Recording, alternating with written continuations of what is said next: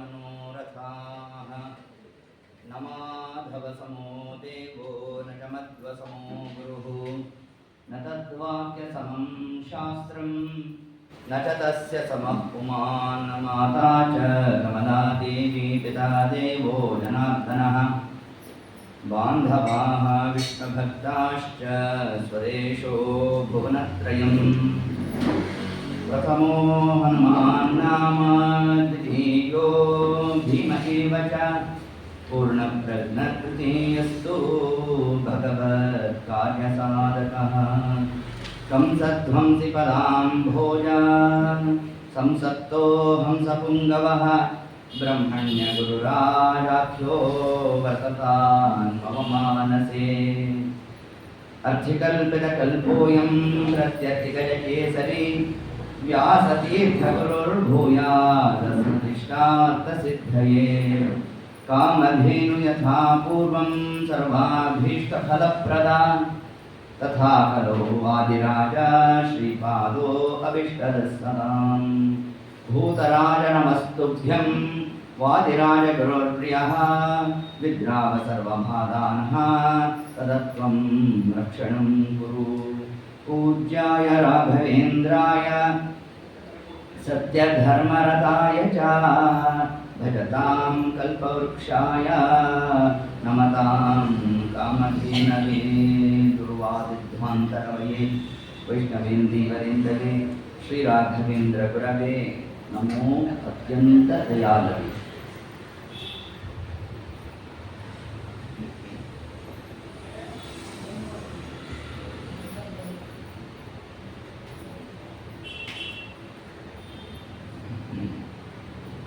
कल्याणाद्भुतगात्राय कामितार्थप्रदायिने श्रीमद्वेङ्कटनाथाय श्रीनिवासाय ते नमः ब्रह्मरुद्रादिवन्द्यं त्वां भजे वेङ्कटनायकं निवारयस्व निष्ठानि साधयेष्ठानि माधव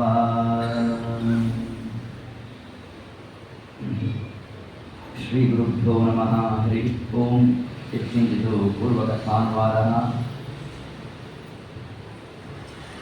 ಶ್ರೀನಿವಾಸ ಕಲ್ಯಾಣದ ಪೂರ್ವಪೀಠಿಕಾ ಭಾಗ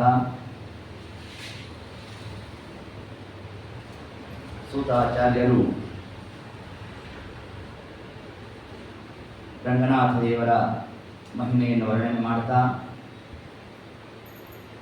ಪೂರಿ ಜಗನ್ನಾಥ ಕರೇರಿ ಕ್ಷೇತ್ರ ನರಸಿಂಹದೇವರ ಆ ಒಂದು ಸ್ಮರಣೆ ಇದೆಲ್ಲವನ್ನು ಕೂಡ ನಡೆಸಿ ಮುಂದೆ ಸೂತಾಚಾರ್ಯರು ಜನಕ ಮಹಾರಾಜನ ವೃತ್ತಾಂತವನ್ನು ಹೊಂದಿದ್ದಾರೆ. ಆದೌತು ಜನಕೋ ನಾಮ ರಾಜ ಆಸೀತ್ ಮಿಥಿಲಾಪುರೇ. ಜನಕ ಮಹಾರಾಜ ತಾನು ವಂದಾವತಿ ಕದಾಚಿತ್. ಎಂತಹ ಜನಕ ಮಹಾರಾಜ ಇದನ್ನು ಶಾಸ್ತ್ರಕಾರ ಉಲ್ಲೇಖ ಮಾಡ್ತಾರೆ. ಸರ್ವಶಾಸ್ತ್ರೇಷು ಕೋವಿದಃ ಕೋಪವರ್ಜಿತ. ಎರಡೂ ಕೂಡ ಒಂದೇ ಕಡೆಯಲ್ಲಿರ್ತಕ್ಕಂಥದ್ದು ಅತ್ಯಂತ ದುರ್ಲಭ ಅಂತ ತಿಳಿಸ್ತಾರೆ. ಬೇಕಾದ ನಾವು ವಿಗ್ರಹ ಮಾಡ್ಬೋದಂತೆ, ಕೋಪವನ್ನು ಬಿಡ್ಲಿಕ್ಕಾಗುತ್ತೆ.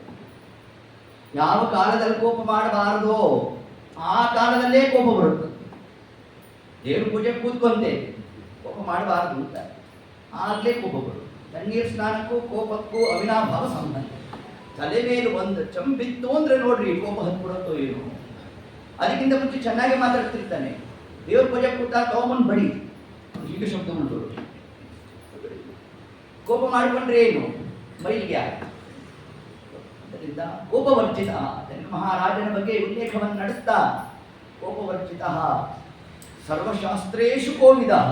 ಜ್ಞಾನಿಯಾಗಿದ್ದಾರ, ಪರಮಧಾರ್ಮಿಕ. ಬರೀ ಜ್ಞಾನ ಸಂಪಾದನೆ ಮಾಡಿದ ಪ್ರಯೋಜನ ಇಲ್ಲ, ಅದನ್ನು ಅನುಷ್ಠಾನಪರನಾಗಿದ್ದನು. ಇಷ್ಟೆಲ್ಲ ಇದ್ರೂ ಕೂಡ ಸತ್ಯವಾದ ಅದರ ಜೊತೆ ಇನ್ನೊಂದು ಬೇರೆ ಸೇರಿಸು ಸತ್ಯವನ್ನು ಆಡ್ತಕ್ಕಂಥವನಾಗಿದ್ದ. ಇಂತಹ ಜನಕ ಮಹಾರಾಜ ಕದಾಚಿತ್ ಒಂದಾವರ್ತಿ ಮನಸ್ಸಿನಲ್ಲಿ ದುಃಖಂ ಮನಾಗ ವಿಮಾನ, ನನಗೆ ದುಃಖವೇ ಬೇಡ. ತನಕ ದುಃಖ ಕೊಟ್ಟಿಲ್ಲ ಅಂತ ಹೇಳಿದ್ರೆ ದೋಷ ಇರಲಿಲ್ವಂತೆ. ಯಾಕೆ ಅದು ಒಂದು ಅಂಶವನ್ನು ಹೇಳ್ತಾರೆ. ದೇವರು ನಮ್ಮನ್ನು ಚೆನ್ನಾಗಿ ಇಟ್ಟಿದ್ದಾನೆ ಅಂತಂದ್ರೆ ಸ್ವಾಮಿ ಎಷ್ಟು ಅನುಗ್ರಹ ಮಾಡಿದ್ಯೋ ಅದನ್ನು ಹೇಳ್ರಿ, ದೋಷ ಇಲ್ಲ. ಸ್ವಾಮಿ ಮುಂದಿನೂ ಕೂಡ ನಮಗೆ ದೋಷವೇ ಬರಬಾರದು, ನನಗೆ ದುಃಖನೇ ಬೇಡ, ಇಷ್ಟು ದೊರೆತರೆ ಮತ್ತಷ್ಟರ ಆಸೆ, ಅಷ್ಟು ದೊರೆತರೆ ಇನ್ನಷ್ಟರ ಆಸೆ, ಕಷ್ಟ ಬೇಡೆಂಬಾಸೆ ಕಡು ಸುಖವ ಕಾಂಬಾಸೆ. ಇದೇ ಜನಕ ಮಹಾರಾಜ. ಜನಕ ಮಹಾರಾಜ ಅಂದ್ರೆ ಜೀವನ ಪ್ರತೀಕ. ಆ ಜೀವರು ಪರಮಾತ್ಮನಲ್ಲಿ ಏನೇನು ಅಪೇಕ್ಷೆ ಪಡ್ತಾರೆ ಅದನ್ನ ತಿಳಿಸ್ತಾ ಇದ್ದಾರೆ. ಯಾವಾಗ ಏತತ್ಕಾಲ ಬೇಕಾದ ಮನಸ್ಸಿನಲ್ಲಿ ಆಲೋಚನೆ ನಡೆಸಿದ್ದಾನಂತೆ. ನನ್ನ ತಮ್ಮನಾದಂತಹ ಕುಶಧ್ವಜ, ಹಿಂದೆ ಅವನೇ ಕುಶಕೇತುವಾಗಿದ್ದ. ಆ ಕುಶಕೇತುವಿನ ಮಗಳೇ ನಮ್ಮ ವೇದವತಿ ದೇವಿ. ಆ ವೇದವತಿ ಕುಶಕೇತುವಿನಲ್ಲಿ ಬರಬೇಕಾದರೆ ಏನು ಸಾಧನೆ ನೋಡಿ ಬಂದು ಸಮಗ್ರ ವೇದವನ್ನ ಪಾರಾಯಣ ಮಾಡ್ತಾ ಇದ್ರು ಮಹಾನುಭಾವರು, ಯಾರು ಕುಶಕೇತು. ಆದ್ದರಿಂದ ಅವರ ವದನದಿಂದಲೇ ಲಕ್ಷ್ಮೀದೇವಿ ತಾನು ಅವತಾರ ಮಾಡ್ತಾ ವೇದವತಿ ದೇವಿ ಆಗಬೇಕು, ಮುಂದೆ ತಾನು ಬೇರೆ ಪರ್ವತದಲ್ಲಿ ಕೂತು ತಪಸ್ಸನ್ನು ನಡೆಸೋಣ. ತತ್ಕಾಲಕ್ಕೆ ರಾವಣಾದಿಗಳು ತಂದು ರಾವಣ ತಾನು ಬಂದಿದ್ದಾನೆ, ಬಂದಾಗ ಅವನನ್ನು ನಿಗ್ರಹ ಮಾಡ್ತೇನೆ ಅಂತ ಯೋಗಾಗ್ನಿಯನ್ನು ತಾನು ಸ್ಥಾಪನೆ ಮಾಡೋಣ. ಪೂರ್ವದಲ್ಲಿ ಒಂದು ಸಂಕಲ್ಪ ಮಾಡದಂತೆ, ರಾವಣ ನಿನ್ನ ಮರಣಕ್ಕೆ ನಾನೇ ಕಾರಣ ಆಗ್ತೀನಿ ಇಷ್ಟು ಹೇಳ್ತಾ ತಾನು ದೇಹವನ್ನು ಬಿಟ್ಟಿದ್ದಾಳೆ. ಆ ಎಲ್ಲ ಅಂಶವನ್ನು ಅಷ್ಟೇ ಮೊದಲಾದದ್ದನ್ನೆಲ್ಲ ಸಂಗ್ರಹ ಮಾಡಿಕೊಂಡಂತೆ ತಗೊಂಡೋಗಿ ಒಂದು ಪೆಟ್ಟಿಗೆಯಲ್ಲಿ ಇಟ್ಕೊಂಡ. ಇದು ರಾಮಾಯಣದಲ್ಲಿ ಬರೋ ವಿಷಯ. ಹೀಗೆ ಹೇಳ್ತಾ ಪೆಟ್ಟಿಗೆಯಲ್ಲಿ ಇಟ್ಕೊಂಡು ಮನೆಗೆ ತಗೊಂಡು ಹೋದ. ಮಂಡೋದರಿಗೆ ಹೇಳ್ದ, ನೋಡಿ ಹಿಂಗೆಲ್ಲ ಆಗೋಯ್ತು ಇವತ್ತು ಅಂತಂದ. ಇಷ್ಟೊತ್ತಿಗೆ ಮಾನ್ಯ ದಿವಸ ನೋಡಿದ್ರೆ ಒಂದು ಮಗು ಅಳ್ತಾರ ಶಬ್ದ ಕೇಳಿಸ್ತು. ಹೋಗಿ ನೋಡ್ದ, ಪೆಟ್ಟಿಗೆಯಲ್ಲಿ ಒಂದು ಹೆಣ್ಮಗು. ಓಹೋ, ಈ ಮಗುನೇ ನನ್ನ ಸಂಹಾರ ಮಾಡುತ್ತೆ ಅಂತ ಏನು ಮಾಡದಂತೆ ಖಡ್ಗ ತೆಗೆದೇ ಬಿಟ್ಟ. ಮಂಡೋದರಿಗೆ ಅಂದು, ನೀವೇನಾದ್ರು ಶಿಶುಹತ್ಯ ಮಾಡ್ತು ಅಂತಂದ್ರೆ ಹಿಂದೆ ಮಾಡಿರ್ತಕ್ಕಂಥ ತಪಸ್ಸಲ್ಲ ಅದರ ಫಲ ನಿಷ್ಫಲ ಆಗುತ್ತದೆ, ಜಾಗೃತಿ ಅಂತ. ಆಗ ಮಂತ್ರಿವರ್ಗವನ್ನು ಕರೆದ. ನಾನು ಏನು ಮಾಡಲಿ ಇಲ್ಲ, ಏನು ಮಾಡೋದೇನು, ಒಂದು ತಿಂಗಳದ ಬಾಯೊಳಗೆ ಇಟ್ಬಿಡಿ ಅಂತ. ಆ ಪೆಟ್ಟಿಗೆ ಸಹಿತವಾಗಿ ಏನು ಮಾಡುವುದು, ಒಂದು ತಿಮಿಂಗಳದ ಬಾಯೊಳಗೆ ಕೊಟ್ಟು ಸಮುದ್ರದ ಅದು ಬಾಯಲ್ಲೇ ಇಟ್ಕೊಂಡಿತ್ತು. ಇನ್ನೊಂದು ತಿಮಿಂಗಳ ಬಂತು. ಬಂದಾಗ ಇಬ್ಬರಿಗೂ ಘರ್ಷಣೆ ಆಯಿತು. ಘರ್ಷಣೆ ಆಗೋ ಕಾಲಕ್ಕೆ ತನ್ನ ಬಾಯಲ್ಲಿ ಇರ್ತಕ್ಕಂಥ ಪೆಟ್ಟಿಗೆಯನ್ನು ಒಂದು ದಡಕ್ಕೆ ಹಾಕಿತು. ಆ ದಡಕ್ಕೆ ಹಾಕಿದಾಗ ಅದು ಭೂಗತ ಆಯಿತು. ಇಷ್ಟೊತ್ತಿಗೆ ಜನಕ ಮಹಾರಾಜನಿಗೆ ಸಂತಾನ ಯೋಗ ಇರಲಿಲ್ಲ. ಸರಿ, ಅನೇಕ ಋಷಿಮುನಿಗಳನ್ನೆಲ್ಲ ಕೇಳಿದ್ರು. ಕೇಳಿದಾಗ ಅಂದ್ರು ಪುತ್ರಕಾಮೇಷ್ಟಿ ಯಾಗವನ್ನು ಮಾಡಬೇಕಪ್ಪ ಅಂತ ಹೇಳಿದ್ರು. ಆ ಪುತ್ರಕಾಮೇಷ್ಟಿ ಯಾಗ ಮಾಡಬೇಕಾದ್ರೆ ಮೊದಲಿಗೆ ಆಗಬೇಕಾದಂತಹ ಕಾರ್ಯ ಯಾವುದು, ಭೂಮಿ ಶೋಧ ಆಗಬೇಕು, ಭೂಖನನ ಮಾಡುವುದು. ಆ ಭೂಖನನ ಮಾಡೋ ಕಾಲಕ್ಕೆ ಅಂದು ನಮ್ಮ ಕುಶಧ್ವಜನ ಕುಶಕೇತುವಿನ ಮಗಳಾಗಿರ್ತಕ್ಕಂತಹ ವೇದವತಿ ದೇವಿನೇ ನನ್ನ ಮಗಳಾದ ಸೀತಾ ಅಂತ ಇಷ್ಟು ಚಿಂತನೆಯನ್ನ ಮಾಡ್ತಾ ಕೊನೆಯದಾಗಿ ದುಃಖಂ ಮನಾಗತಿಮಾಭೂತ್, ನನಗೆ ದುಃಖವೇ ಬರಬಾರದು ಅಂತಂದ್ರೆ ನಮ್ಮ ದೇವರನ್ನಂತೆ ಅಸಾಧು ಸಮ್ಮತಂ ವಾಕ್ಯ. ಅಸಾಧು ಅಂದ ನಮ್ಮ ದೇವರು. ಅಂದ್ರು ಇಷ್ಟೆಲ್ಲ ನೀನು ಶಾಸ್ತ್ರವನ್ನು ತಿಳಿದಿದ್ಯಾ, ದುಃಖನೇ ಇಲ್ಲದೆ ಇರತಕ್ಕಂತಹ ಅವಸ್ಥಾ ಅಂತಂದ್ರೆ ಅದು ಮೋಕ್ಷಾವಸ್ಥೆ ಮಾತ್ರ.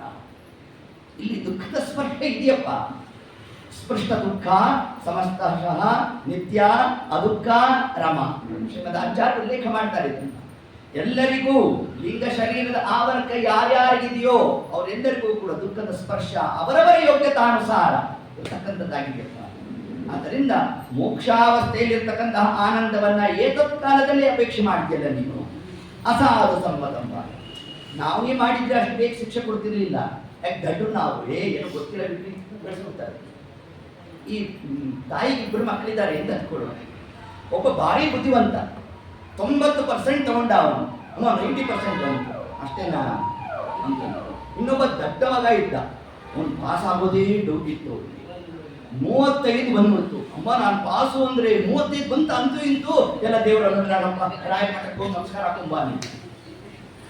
ಇಲ್ಲಿ ಆನಂದ ಪಡ್ತಾ ಇದ್ದಾಳೆ, ಅಲ್ಲಿ ಆನಂದವನ್ನ ಅಭಿವ್ಯಕ್ತ ಮಾಡಲಿಲ್ಲ. ಅಂದ್ರೆ ಜೀವನ ಯೋಗ್ಯತೆ ಏನಿದೆ ಅದಕ್ಕೆ ಅನುಸಾರಿಯಾಗಿ ಪರಮಾತ್ಮ ತಾನು ಅಲ್ಲಿ ತಾನು ಅನುಗ್ರಹವೋ ಆಗ್ರಹವನ್ನು ಮಾಡ್ತಾನೆ ಅನ್ನೋದನ್ನೇ ಜನಕ ಮಹಾರಾಜ ಅತ್ಯಂತ ಉತ್ತಮ ಅಧಿಕಾರಿ. ಎಷ್ಟು ಉತ್ತಮ ಅಂತಂದ್ರೆ ಭಗವದ್ಗೀತೆಯ 10ನೇ ಅಧ್ಯಾಯದ ವಿಭೂತಿ ಯೋಗದಲ್ಲಿ ಈ ಜನಕ ಮಹಾರಾಜನ ಬಗ್ಗೆ ಉಲ್ಲೇಖ ಮಾಡ್ತಾರೆ ಪರಮಾತ್ಮ. ಅದಕ್ಕೆ ಪುರಾತು ಜನಕೋ ನಾಮ ರಾಜ ಪರಮಧಾರ್ಮಿಕ ಅಂತ ತಿಳಿಸ್ತಾನೆ. ಪುರಾತು ಈ ಜನಕ ಮಹಾರಾಜ ಅಂತಾರೆ. ಯಾವ ಜನಕ ಮಹಾರಾಜ? ಕೃಷ್ಣ ಯಾರ ಬಗ್ಗೆ ಮಾತಾಡಿದ್ದಾನಲ್ಲ ಆ ಜನಕ ಮಹಾರಾಜ ಅಂತ ತಿಳಿಸ್ತಾರೆ. ಅಂತಹ ಜನಕ ಮಹಾರಾಜ ಅಸಾಧು ಸಮ್ಮತಂ ವಾಕ್ಯಂ ಏನು ಮಾತಾಡಿದ್ಯೋ? ನಿಂಗೆ ಸರ್ವಕಾಲಿಕವಾಗಿ ಸುಖವೇ ಬೇಕು ಅಂತ ಅಪೇಕ್ಷೆ ಪಡಂಗಿದ್ರೆ ಅದಕ್ಕೇನು ಸಾಧನ ಬೇಕು ಆಲೋಚನೆ ಮಾಡಿ, ಅದಕ್ಕೆ ನಾನು ಬೇಕು ರೂಪಾಯಿ ಕೊಡ್ತೀವಿ. ಅಲ್ಲಿ ಏತತ್ ಕಾಲದಲ್ಲೇ ದುಃಖಂ ಮನಾಗಪಿ ಮಾಭೂತ್, ಮನಸ್ಸಿಗೆ ದುಃಖ ಬರಬಾರದು ಅಂತ ಹೇಳ್ತಾ ಇದೆಯಾ ಅಲ್ವಾ? ಯಾವ ಅಂಗ ತಪ್ಪನ್ನು ಮಾಡುತ್ತೋ ಅದೇ ಅಂಗಕ್ಕೆ ಶಿಕ್ಷೆ ಕೊಡ್ತೀನಿ ಅಂತ. ಆ ದಿವಸ ತಾನು ಮಲಗಿದ್ದಾನೆ, ಮಲಗಿದಾಗ ಸ್ವಪ್ನಾವಸ್ಥೆಯಲ್ಲಿ ಯಾವುದರ ವ್ಯಾಪಾರ? ಮನಸ್ಸಿನ ವ್ಯಾಪಾರ.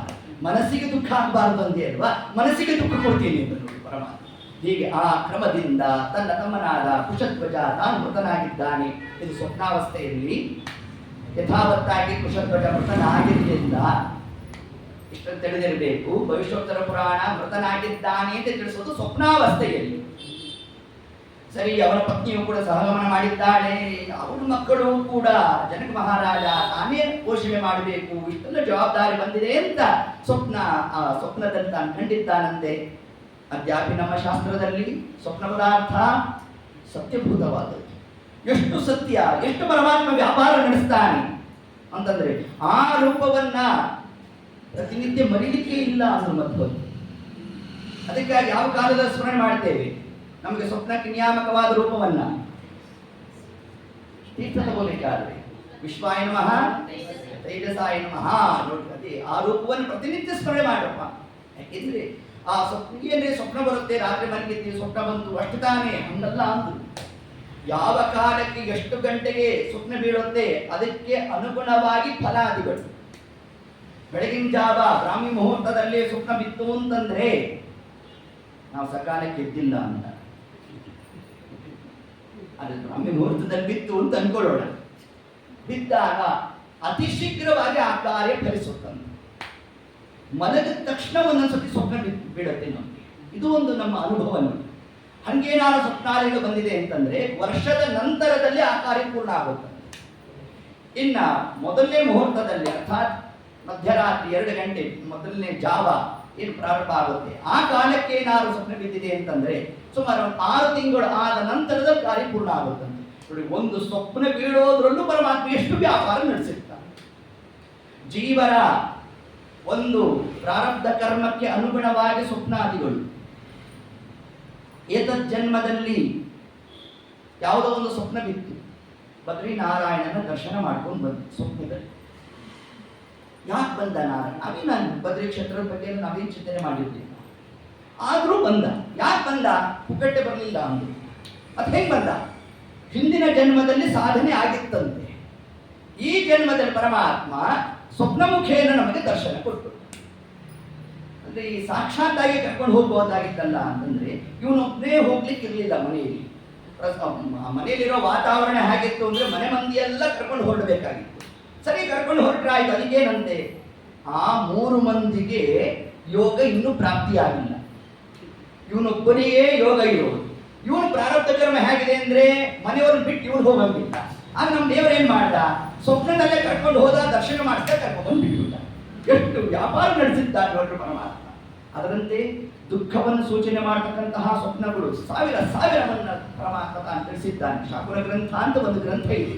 ಅದರಲ್ಲಿ ಯಾವ ಯಾವ ಕಾಲಕ್ಕೆ ಎಂತಹ ಸ್ವಪ್ನಾದಿಗಳು ಬಿದ್ದರೆ ಅದೇನು ಸೂಚನಾ ಅದನ್ನು ಕೂಡ ನಮಗೆ ತಿಳಿಸಿದ್ದಾರೆ.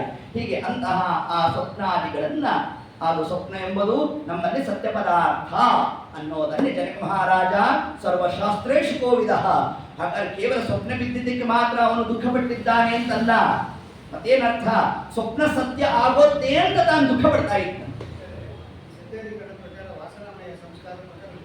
ಪ್ರಾಯಶಃ ಅಲ್ಲೊಂದು ಶಬ್ದ ಇದೆ, ಪ್ರಾಯಶಃ.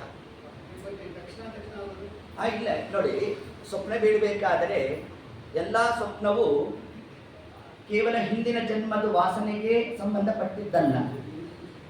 ಕೆಲವೊಂದು ಸ್ವಪ್ನಗಳು ಏತದ್ ಜನ್ಮದಲ್ಲಿ ಇವತ್ತು ನೋಡಿರ್ತಕ್ಕಂತಹ ಒಂದು ಪದಾರ್ಥ, ಆ ಪದಾರ್ಥವನ್ನು ನೋಡಿ ಅದಕ್ಕೆ ಆಚಾರ್ಯ ಏನಂತ ಶಬ್ದ ಹಾಕಿದ್ರು ಅಂದ್ರೆ ಪ್ರಾಯಶಃ. ಕೆಲವೊಂದು ಸ್ವಪ್ನಗಳು ಅದು ವಾಸನಾಮಯ, ಸ್ವರೂಪಗತವಾಗಿ ಜೀವನ ಯೋಗ್ಯತೆಗೆ ಅನುಗುಣವಾಗಿ ಬರ್ತಕ್ಕಂಥದ್ದು ಒಂದಾದರೆ, ಇನ್ನು ಕೆಲವು ಸ್ವಪ್ನಗಳು ಹೇಗಿರುತ್ತೆ ಅಂದ್ರೆ ಇವತ್ತು ನಾವು ನೋಡಿರ್ತೇವೆ. ಇದು ನೋಡಿ ವಿಜ್ಞಾನವಾದ ಎಲ್ಲಿ ತನಕ. ಇವತ್ತು ಒಂದು ಪದಾರ್ಥ ನೋಡಿದೆ, ನೀವು ನಿಮ್ಮ ಮಗುವನ್ನ ಯಾವುದೋ ಝೂ ಕರ್ಕೊಂಡು ಹೋಗಿದ್ರಿ, ಅಲ್ಲೊಂದು ಆನೆ ನೋಡಿದ್ರಿ. ಆನೆ ಅಂದ್ರೆ ಆ ಮಗು ಬಹಳ ಪಂಚಪ್ರಾಣ, ಅದನ್ನು ಮನಸ್ಸಿಗೆ ಧಾರಣೆ ಮಾಡಿ ಅದನ್ನೇ ನಿಮ್ಮ ವಿಜ್ಞಾನದಲ್ಲಿ ಏನಂತಾರೆ ಸಬ್ ಕಾನ್ಶಿಯಸ್ ಸ್ಟೇಟ್ ಅಂತ ಹೇಳ್ತಾರೆ. ಆ ಮನಸ್ಸು ಒಳಗಡೆ ಅದು ಚೆನ್ನಾಗಿ ಧಾರಣೆ ಆಗ್ಬಿಡ್ತು, ಮಲಗಿದಾಗ ಆನೆ ಬಂದ್ಬಿಡ್ತು. ಇದು ವಾಸನಾಮಯ ಏನಲ್ಲ, ಇದು ಏತದ್ ಜನ್ಮದಲ್ಲಿ ಬಂದಿರತಕ್ಕಂಥದ್ದು, ಆ ಕಾಲಕ್ಕೆ ಬಂದು ಅದು ಅವ್ಯಕ್ತ ಆಗಿ ಹೋಗಿರ್ತಕ್ಕಂಥದ್ದು. ಅಲ್ಲಿ ಕೆಲವೊಂದು ಏನಾಗಿರುತ್ತೆ ಸ್ವಪ್ನ, ನಾನು ಆಲೋಚನೆಯೇ ಮಾಡಿಲ್ಲ, ಆಲೋಚನೆ ಮಾಡಿಲ್ಲದೆ ಇರತಕ್ಕಂತಹ ಪದಾರ್ಥಗಳು ಕೂಡ ಸ್ವಪ್ನದಲ್ಲಿ ಬಂದಿರುತ್ತೆ. ನಾವು ಯಾರಾದ್ರೂ ತಿಪ್ಪೆ ಗುಂಡಿಲಿ ಬೀಳಬೇಕು ಅಂತ ಆಲೋಚನೆ ಮಾಡಿರ್ತೀವ? ಇಲ್ಲ, ಬಿದ್ದಿರ್ತೀವಿ. ಇದು ಹೇಗೆ? ಇದು ಜೀವನ ಯೋಗ್ಯ. ಯಾಕೆಂದ್ರೆ ನೋಡಿ, ಕೆಲವೊಂದು ಸ್ವಪ್ನದಲ್ಲಿ ಹೇಗೆ ಅಂತಂದ್ರೆ ಕನಸು ನಡೆಸ್ ಕಾಗೆ ಬಂದು ಒಂದೇ ಮೇಲೆ ಒಂದು ಎದೆ ಹೊಡೆದು ಇಟ್ಬೇಡಿ, ಕಾಗೆ ಬಂದಿದೆ, ಮತ್ತೆ ಶಂಕಾಟನೋ ಏನು ಅಂತ, ಏನು ಹನುಮನ್ ದೇವ್ರ ಗುಡಿಗೆ ಹೋಗಿದ್ದೇನು, ಎಣ್ಣೆ ಕೊಟ್ಟಿದ್ದೇನು, ಸುಂದರಕಾಂಡ ಪಾರಾಯಣ ಮಾಡಿದ್ದೇನು, ಗಜೇಂದ್ರ ಮೋಕ್ಷ ಮಾಡಿದ್ದೇನು, ಇಷ್ಟೆಲ್ಲ ಮಾಡ್ತಾ ಇದ್ದ. ಕೊನೆಗೆ ನೋಡಿದ್ರೆ ಏನೂ ಆಗ್ಲೇ ಇಲ್ಲ. ಏನೋ ಬಂದಿದ್ದಪ್ಪ, ಏನೂ ಆಗ್ಲಿಲ್ಲ. ಏನು ಆಗ್ಲಿಲ್ಲ ಅಲ್ಲ, ಆಯ್ತು ಅಂತ ನಮ್ಗೆ. ಏನಾಯ್ತು? ನಿನ್ಗೆ ದುಃಖ ಆಯ್ತಲ್ಲ, ಏನಾಗುತ್ತೋ ಏನೋ ಅಂತಂದಿಯಲ್ಲ, ಅಷ್ಟೇ ದುಃಖ ಇದ್ದಿದ್ದೆ ನಿಮಗೆ. ನೋಡಿ, ಅಷ್ಟು ದುಃಖವನ್ನು ಪರಮಾತ್ಮ ಸ್ವಪ್ನಾವಸ್ಥೆಯಲ್ಲೇ ಅದನ್ನು ಪರಿಹಾರ ಮಾಡಿಬಿಡ್ತಾನಂತೆ. ಇದು ಪರಮಾತ್ಮನ ಕಾರುಣ್ಯ. ಇಷ್ಟು ಜ್ಞಾನ ಯಾರಿಗಿತ್ತು? ಪುರಾತು ಜನಪೋ ನಾಮ ರಾಜ ಪರಮಧಾರ್ಮಿಕ ಸತ್ಯವಾನ್ ಸರ್ವಶಾಸ್ತ್ರೇಶು ಕೋವಿದಃ. ಅದು ಎಲ್ಲಾ ಸ್ವಪ್ನವು ನಮ್ಮ ವಾಸನಾಮಯ ಸ್ವರೂಪಗತಕ್ಕೆ ಅದು ಸಂಬಂಧ ಪಡಬೇಕು ಅಂತ ಇಲ್ಲ ಅಂತ ಆಚಾರ್ಯ ತಿಳಿಸ್ತಾರೆ ಅದನ್ನು. ಆದ್ದರಿಂದ ಹೀಗೆ ಆ ಕ್ರಮದಲ್ಲಿ ಕೆಲವೊಂದು ಅಂತಹ ಸ್ವಪ್ನಗಳನ್ನು ನಾವು ಕಂಡಾಗ, ಅಂದರೆ ವಿಜ್ಞಾನಕ್ಕೂ ಕೂಡ ಸವಾಲು ಹಾಕ್ತಕ್ಕಂಥದ್ದು ಯಾವುದು? ನಮ್ಮ ವೈದಿಕ ಸಮಾಜ. ಕಾರಣ ನೀವು ನೋಡಿದ್ದು ಮಾತ್ರ ಸ್ವಪ್ನದಲ್ಲಿ ಬರುತ್ತೆ, ಸಬ್ ಕಾನ್ಶಿಯಸ್ ಸ್ಟೇಟ್ ಹೋಗುತ್ತೆ ಅಂತ ಇಷ್ಟೇನಾರ ವಾದವನ್ನು ಮಂಡನೆ ಮಾಡಿದ್ರೆ, ನೋಡಿಲ್ಲದೆ ಇರೋದು ಬರ್ತಾ ಇದೆಯಲ್ಲಪ್ಪ, ಅದು ಹ್ಯಾಕ್ ಸಾಧ್ಯ?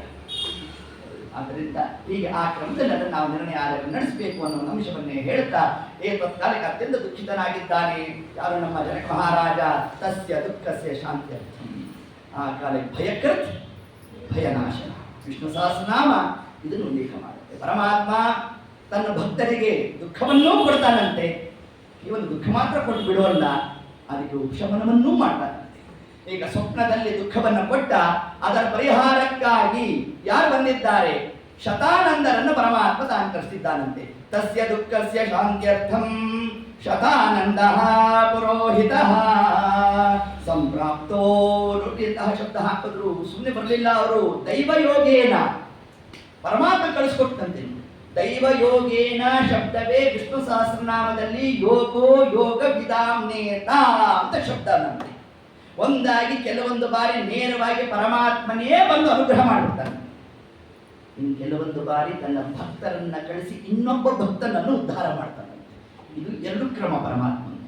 ಈಗ ಪ್ರಹ್ಲಾದ ರಾಜರಿಗೆ ನೇರವಾಗಿ ನರಸಿಂಹದೇವರು ಬಂದೇ ಇತ್ತು, ಇಲ್ಲಿ ಹಂಗೆ ಮಾಡಲಿಲ್ಲ. ಶತಾನಂದರನ್ನು ಕಳಿಸ್ದ ಪರಮಾತ್ಮ. ಶತಾನಂದರನ್ನು ಯಾಕೆ ಕಳಿಸ್ದ? ಸುಮ್ಮನೆ ನೀವು ಫ್ರೀ ಆಗಿದ್ದೀರಾ, ನೀವು ಹೋಗ್ರಿ, ಹಂಗಲ್ಲ. ಅಲ್ಲೂ ಪರಮಾತ್ಮನ ವ್ಯಾಪಾರ ಇದೆ. ಆ ಕ್ರಮದಲ್ಲಿ ಶತಾನಂದರೇ ಯಾಕೆ ಹೊರಟರು ಅಂತಂದ್ರೆ, ಜನಕ ಮಹಾರಾಜನ ಅಪೇಕ್ಷೆ ಏನಿತ್ತು? ದುಃಖಂ ಮನಾಗಪಿ ಮಾವು, ನನಗೆ ದುಃಖವೇ ಬರಬಾರದು ಅಂತಂದಿದ್ದ. ಹಾಗಾದ್ರೆ ಏನು ದುಃಖವೇ ಇರಬಾರದು ಅಂದ್ರೆ ಪೂರ್ಣವಾದ ಆನಂದ ಬೇಕು ಅಂತ. ಅದಕ್ಕೆ ಪೂರ್ಣವಾದ ಆನಂದ ಅಂತಂದ್ರೆ ಯಾರು ಬರಬೇಕು? ಶತಾನಂದ. ಶತ ಅಂದ್ರೆ ಪೂರ್ಣ, ಆನಂದ, ಪೂರ್ಣಾನಂದ. ಆ ಪೂರ್ಣಾನಂದ ಬರಬೇಕಾದರೆ ಸುಮ್ಮನೆ ಬರ್ತಕ್ಕಂಥದ್ದಲ್ಲಪ್ಪ.